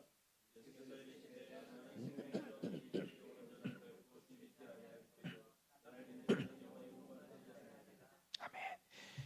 예수님께서는 십자가에서 우리의 형벌, 우리가 받아야 될 형벌의 진노의 문제를 다 해결하실 뿐만 아니라 이제 우리가 받아야 될 의의 문제, 의로움의 문제, 목마름의 문제를 완전히 해결하신 것입니다. 예수님은 죄의 문제만 해결하신 것이 아니라 예수님은 생명의 문제를 해결하신 것입니다. 바로 우리의 목마름은 예수님 안에서만 그래서 해결되는 겁니다. 다른 곳에서는 어디서도 이 목마름의 문제를 해결할 방법이 없다는 거예요. 이 남편이 5번이나 바뀐 이 여자가 목마름의 문제를 해결하지 못하고 이렇게 방황하고 있는 겁니다. 여러분, 편안함은 돈 주면 살 수 있겠지만 평안함은 돈을 주고 살 수 없습니다. 인간은 하나님 안에서만 만족과 평안을 누릴 수 있어요. 돈이 없으면 불편하겠죠. 돈이 있으면 편안하게 살 것입니다. 근데 돈이 있다고 평안함을 살 수는 없어요. 편안은 살 수 있지만 우리의 삶의 모든 방식이 바뀌어야 되는 겁니다. 없으니까 더 채워야겠다. 없으니까 더 채워야겠다는 이 방식의 사고에서 우리가 완전히 깨어져 나와야 된다는 겁니다. 더 채워야겠다. 여러분의 삶에서도 한번 적용해 보십시오. 여러분의 삶에 내가 계속 채우고 채워도 모자른 것들, 계속 채우기만 해야 하는 것들이 뭐가 있는지, 이게 완전히 잘못되었다는 것입니다. 이건 완전히 잘못되는 것입니다. 내 인생은 예수님 이외에는 대안이 없다라는 거예요. 우리가 진정한 행복을 느끼기 위해서는 예수님 안에서 진정한 행복을 느낄 수밖에 없는 거예요. 이게 정말 중요한 얘기입니다. 예수님 안에서만 진짜 행복을 느낄 수 있어요. 아멘이십니까, 여러분? 다른 것들은 잠깐의 즐거움과 잠깐의 갈증에서는 될 겁니다. 그러나 그것이 우리 인생의 대안이 될 수는 없다는 것입니다. 내 인생의 헛된 수고를 그러므로 그쳐야 됩니다. 그러므로 그쳐야 됩니다. 예전에 그 유명한 목사님이신 곽선희 목사님 있지 않습니까? 대한민국의 3대 설교자라고 모두가 인정하는 곽선희 목사님 세미나의 핵심이 뭔지 아세요, 여러분? 저는 그 세대는 아니니까 저는 들은 적 없는데 목사님들 통해서 들었어요. 곽선희 그 유명한 소망교회 곽선희 목사님의 세미나의 핵심은, 그 세미나를 가끔 가면 한 가지씩은 배울 게 있어요. 근데 그게 물론 나랑 이제 맞는가 맞지 않는가의 분별이 필요한 건데, 행복 목회입니다. 행복 목회. 행복 목회. 동의가 안 되세요? 행복 목회. 목회의 본질은 행복에 있어야 된다. 신앙생활의 본질은 행복에 있어야 된다. 동의하지 않으세요? 동의가 안 돼요? 행복한 게 신앙생활이지 불행한 게 행복해야 한다. 목회를 행복하게 해야 되고 성도들이 교회 오는 걸 행복하게 만드는 게 본질이다. 이렇게 얘기를 하시는 거예요. 그렇지 않아요? 너무 단순하잖아요. 아니, 대한민국에서 가장 큰 교회 중에 하나인 소망교회, 그것도 강남의 부자들은 정재계 모든 사람들은 다 모여있다는 소망교회 담임 목사님이 하는 말이 너무 단순한 거야. 그러니까 대가들은 항상 단순해. 심플하게 얘기를 해줘. 그래서 좋아요. 목회를 행복하게 해야 된다. 그리고 목회는 성도들이 교회 오는 걸 행복하게 만들어주는 게 목회다.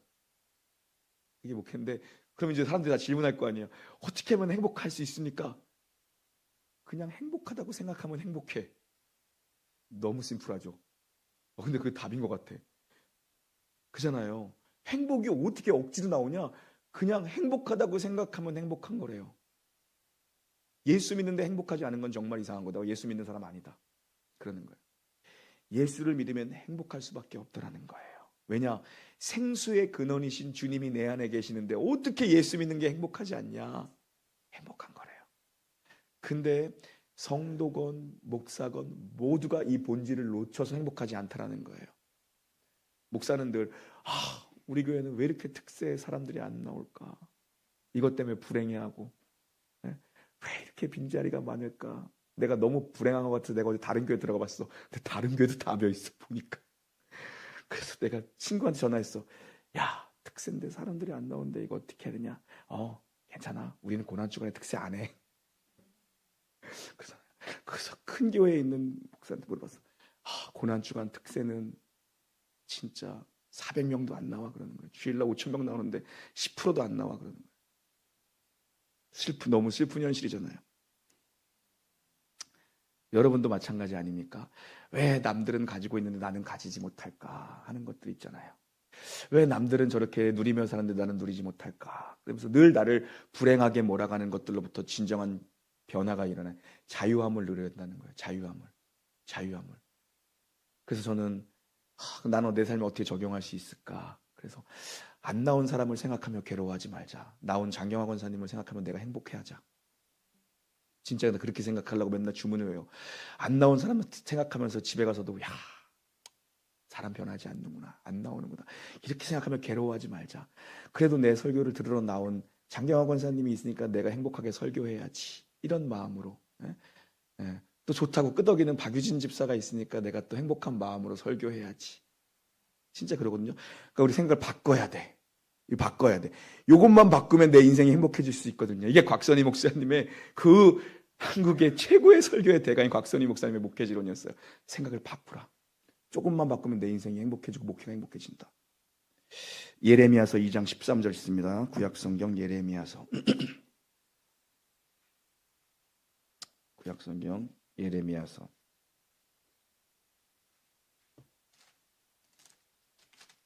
예레미야서 2장입니다. 함께 읽겠습니다. 13절 함께 읽겠습니다. 예레미야 2장 13절 시작.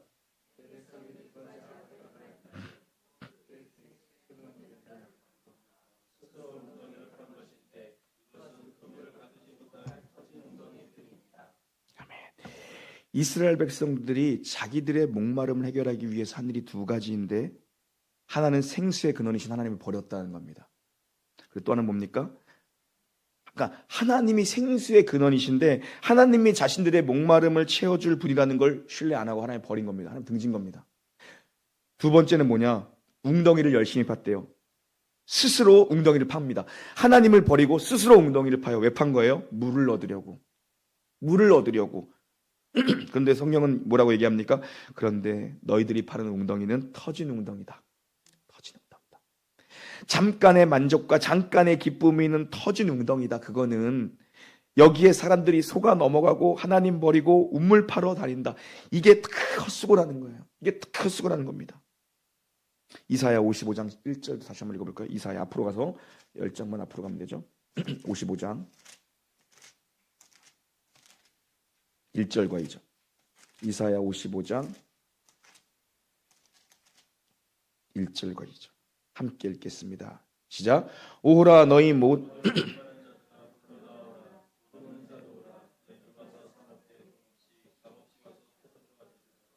너희가 어찌하여 양식이 아닌 것을 위하여 은을 다나주며 배부르게 하지 못할 것을 위하여 수고하느냐.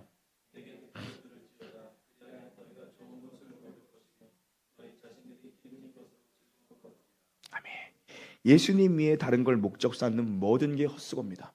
그래서 이사야 선지자는 뭡니까? 오라 수고하고 무거운 짐진 자들아 다 내게로 와라. 누구든지 내게로 와라. 값없는 이 생수를 마셔라. 우리가 다른 걸 목적 삼는 건 다 헛된 거라는 것입니다. 더 목만 타는 겁니다. 결국엔 그거 다 목만 탄다.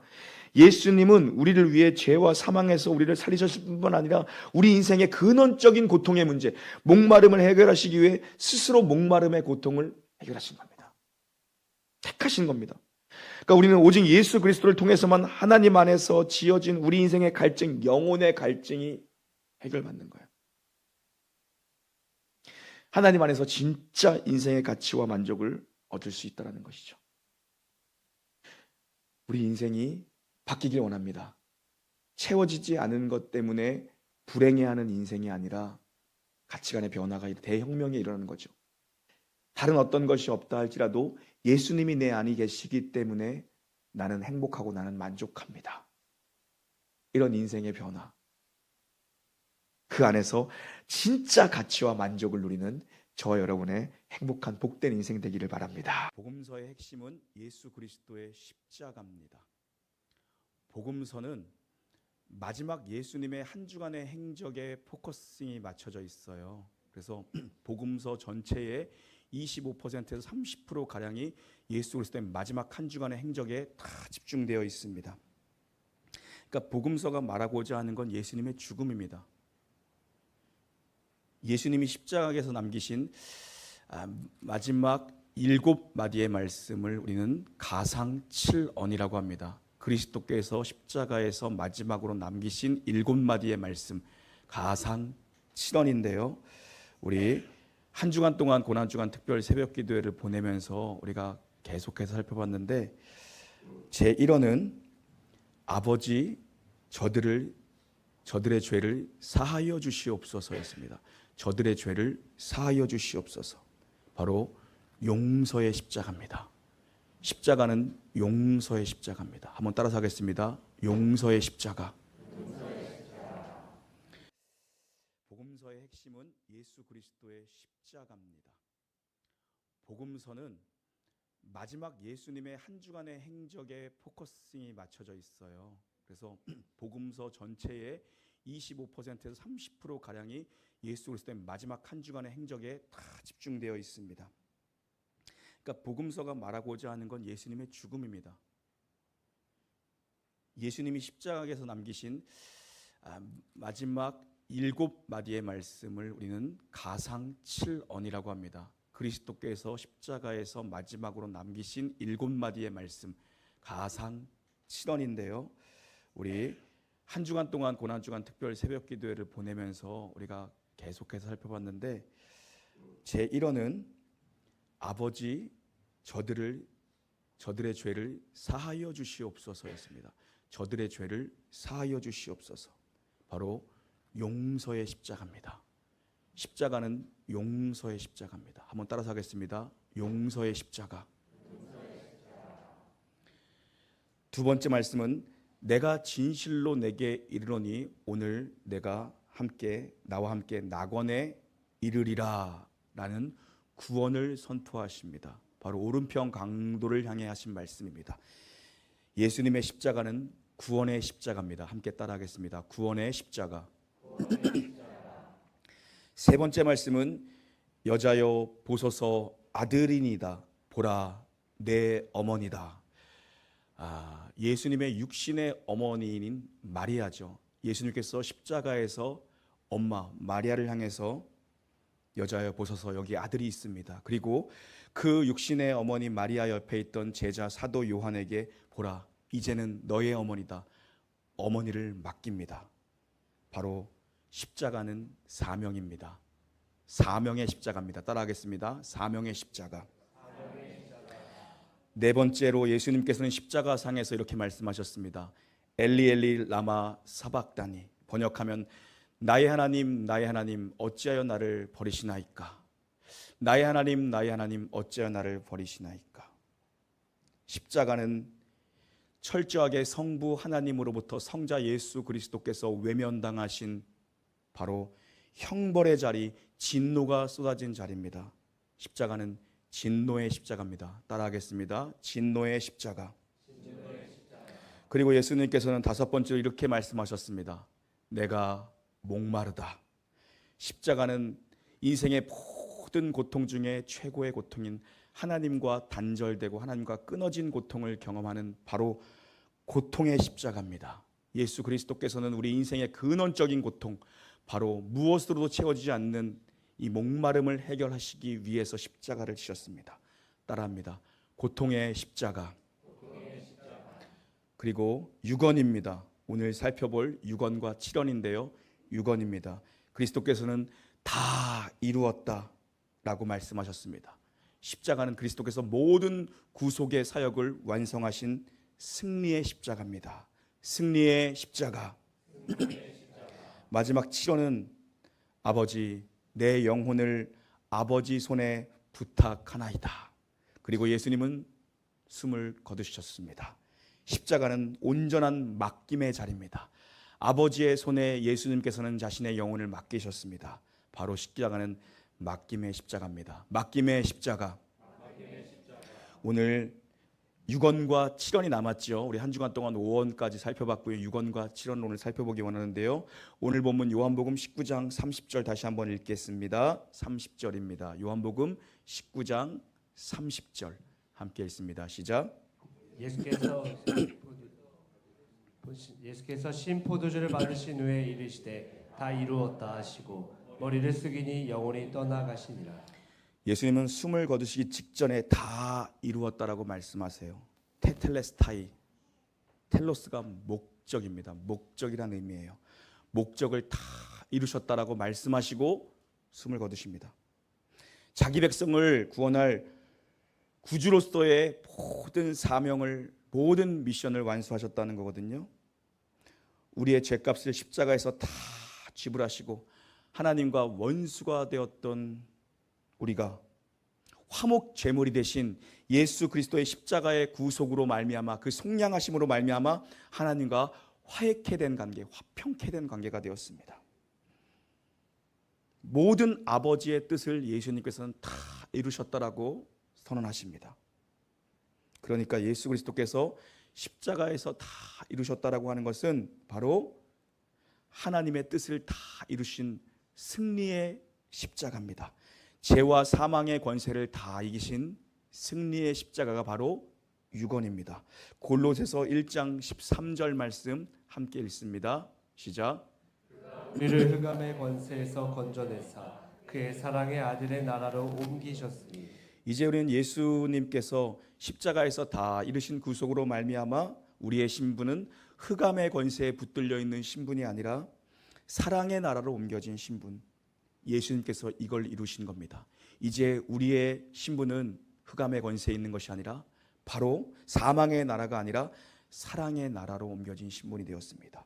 로마서 5장 17절 말씀 읽습니다. 한 사람의 범죄로 말미암아 사망이 그 한 사람을 통하여 왕노릇하였은즉 더욱 은혜와 의의 선물을 넘치게 받은 자들은 한 분 예수 그리스도를 통하여 생명 안에서 왕노릇하리로다. 이전에는 사망이 왕노릇하고 있었는데 이제는 예수 그리스도를 통하여 이제 생명 안에서 우리가 왕노릇하는 시대가 열린 겁니다. 그리스도께서 십자가에서 이걸 이루신 겁니다.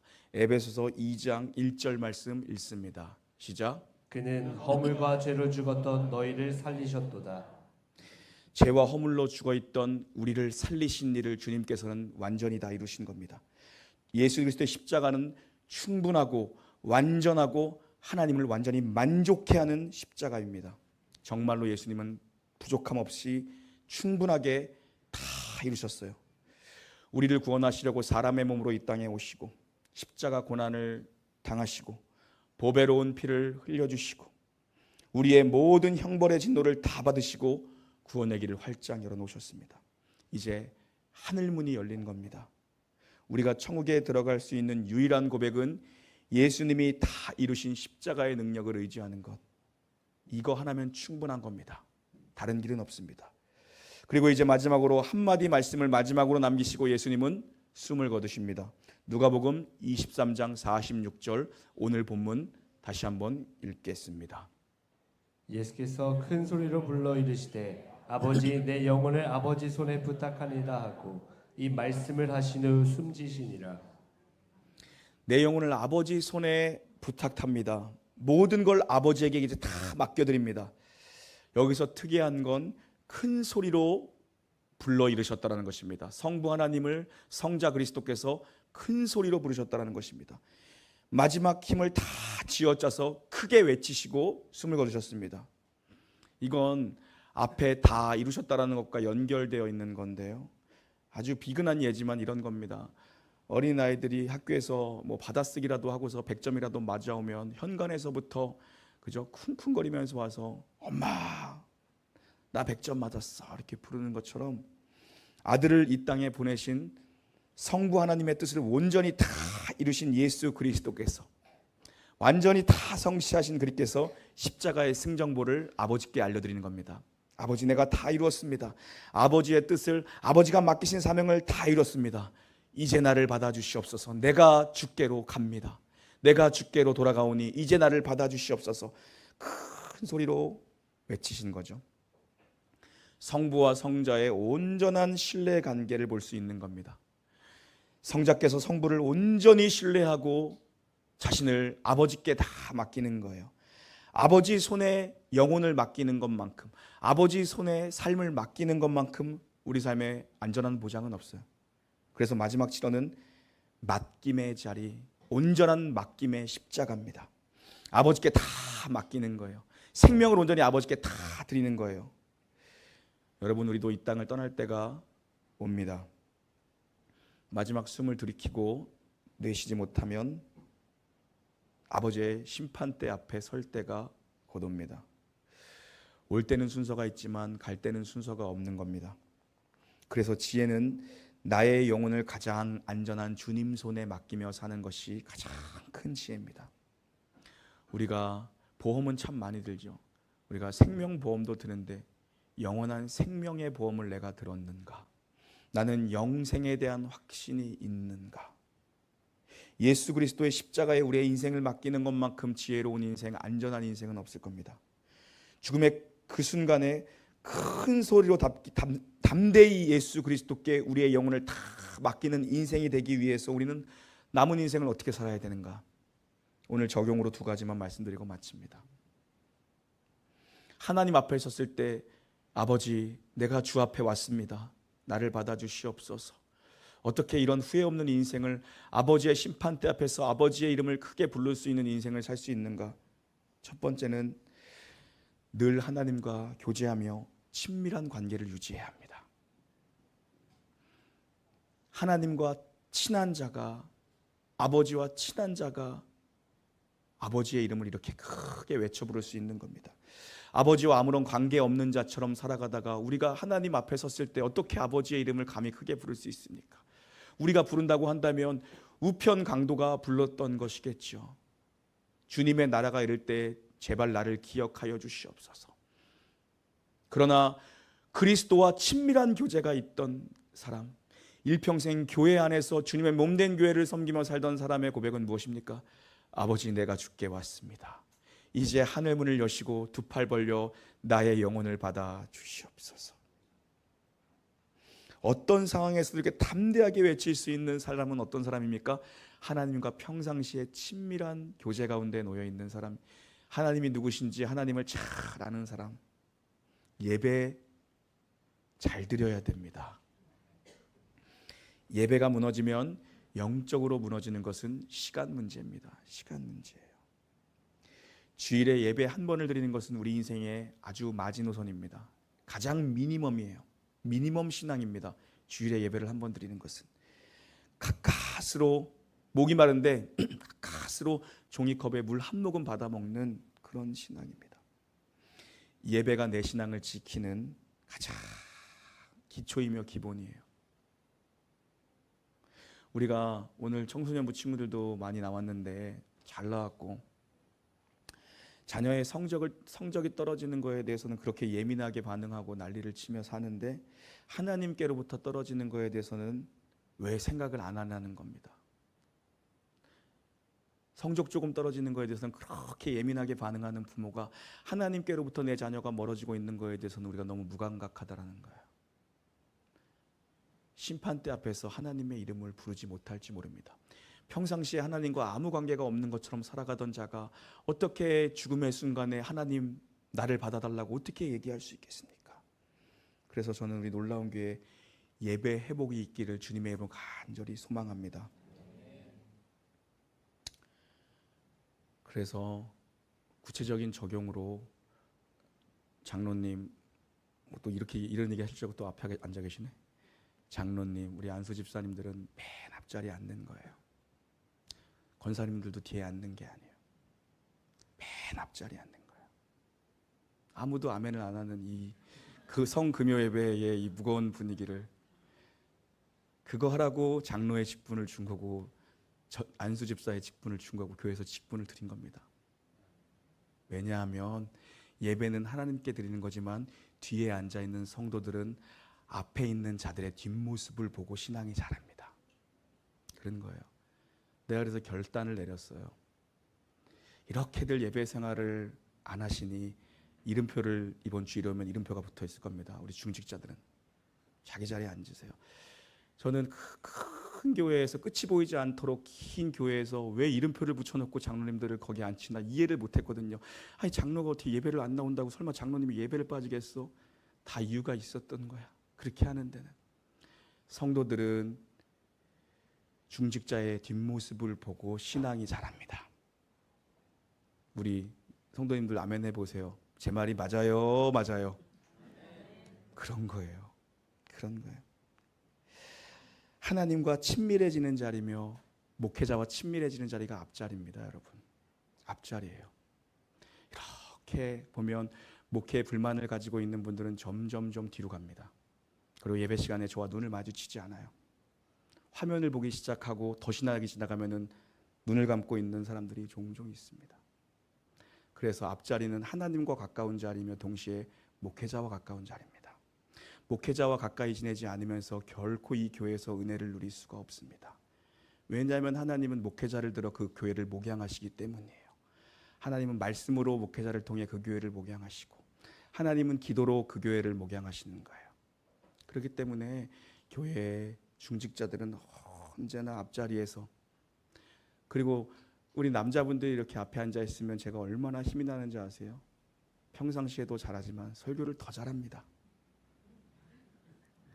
앞에 앉으세요. 앞에 이름표가 아마 주일날부터 다 붙어 있을 거예요. 뒤에 앉으면 은혜를 받지 못합니다. 왜냐하면 이미 영혼이 잠들어 있기 때문이에요. 영혼이 잠들어 있기 때문이에요. 목사는 너희의 영혼을 위해 경성하는 자라고 성경은 분명히 이야기합니다. 너희 영혼을 위해 값을 치르는 자라는 거예요. 예배 회복이 있어야 돼요. 예배 회복이. 새벽에도 말씀드렸지만 한국 교회가 고난 주간과 이 절기에 대해서 너무 무감각해지고 있습니다. 고난 주간에 대해서 누구도 깊이 생각하고 누구도 깊이 묵상하는 자가 점점 줄어들고 있습니다. 다른 때는 몰라도 그리스도의 십자가 상권만큼 교회에서 중요한 날은 없습니다. 부활주일이 가장 중요한 날. 부활주일이 가장 중요한 날. 예배를 드려야 되죠. 두 번째, 하나님 앞에서 우리가 담대하게 마지막 날 하나님의 이름을 하나님 앞에 주님 제가 여기 왔습니다. 저의 영혼을 받아주시옵소서라고 외칠 수 있는 건 내게 주신 사명을 다 이루어야 외칠 수 있습니다. 내게 주신 십자가의 사명을 다 이루어야 돼요. 마가복음 8장 34절 말씀 함께 읽겠습니다. 시작.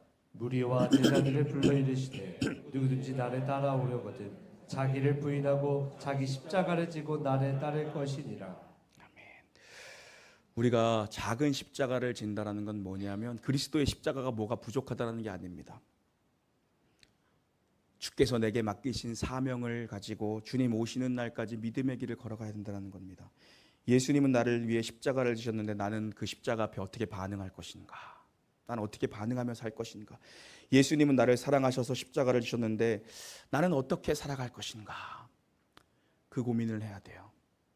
그 고민을 해야 됩니다. 이런 고민이 있어야 돼요.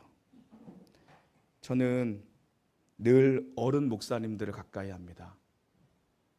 늘 60이 넘으시고 은퇴하신 목사님들을 한 달에 한두 분 이상은 꼭 만나는 것 같아요. 근데 그분들의 말씀을 듣고 그분들이 제게 주시는 위로와 격려는 이겁니다. 목사님은 반드시 목회에 성공할 겁니다. 그렇게 고민하고 있다라는 건, 교회의 본질에 대해 그렇게 고민하고 있다라는 건, 성도를 공부하려고 목사님이 몸부림친다라는 건 분명히 목사님 열매를 맺을 겁니다. 우리 모두가 마찬가지입니다. 그리스도께서 나를 위해 십자가를 지셨는데 나는 이 땅에서 어떻게 살아가야 되는가? 고민이 있어야 됩니다. 고민을 해야 됩니다. 내가 주신 십자가 다 외면한 채 살다가 나중에 주님 앞에 우리가 어떻게 살 수 있을까? 내게 주신 십자가가 분명히 있는데 그거 다 모른 척하고 힘들 때마다 내 평을 그치고 살다가 내가 주님 앞에 어떻게 설 수 있을까? 주님 앞에 할 말이라는 것은 우리가 주님 앞에서 아무것도 내세울 수 없겠지만 우리가 주님 앞에 내세울 유일한 것이 있다면 하나일 겁니다. 내가 이 땅에서 주의 몸된 교회를 어떻게 섬기다 왔는지. 제가 주님 앞에 할 말이 있다면 다른 건 아무것도 없는 죄인이겠지만 그래도 주님 놀라운 교회를 개척해서 목회하다 왔습니다. 하나님 저를 기억해 주시고 저를 어여삐 봐주십시오. 이 한마디는 할 수 있을 겁니다. 여러분도 동일하게 주님 앞에 할 말이 있어야 되지 않겠습니까? 할 말이.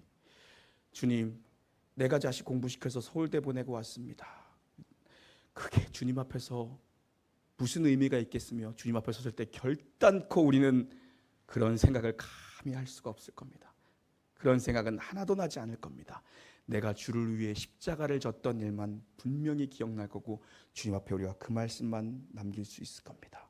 고린도전서 15장 58절 읽고 마칩니다. 함께 읽습니다.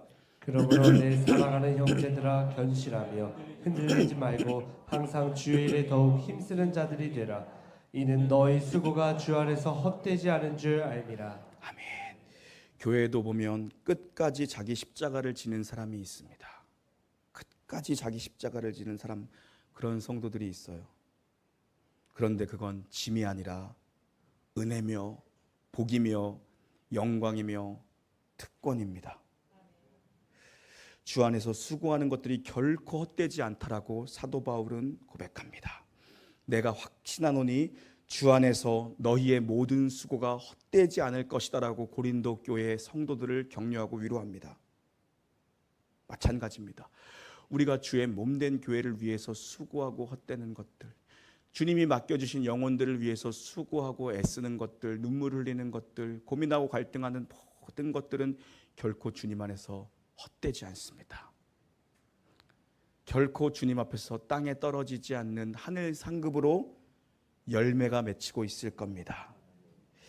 여러분에게 주신 십자가가 무엇인지 깊이 고민하시고 여러분에게 맡겨주신 사명이 무엇인지를 깊이 고민해야 될 것입니다. 그것이 바로 하나님이 기뻐하시는 자기 십자가를 지고 나에게 맡기진 작은 십자가를 지고 주의 몸된 교회를 섬기며 사명의 길을 걸어가시는 것입니다.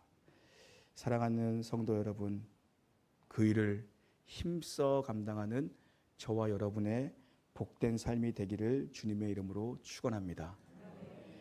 하나님 아버지 감사합니다. 성금요일 주님의 십자가 아래에 저희들이 모여 있습니다. 십자가 아래에서 새로운 공동체를 만드신 주님, 주님의 은혜에 우리의 삶을 맡깁니다.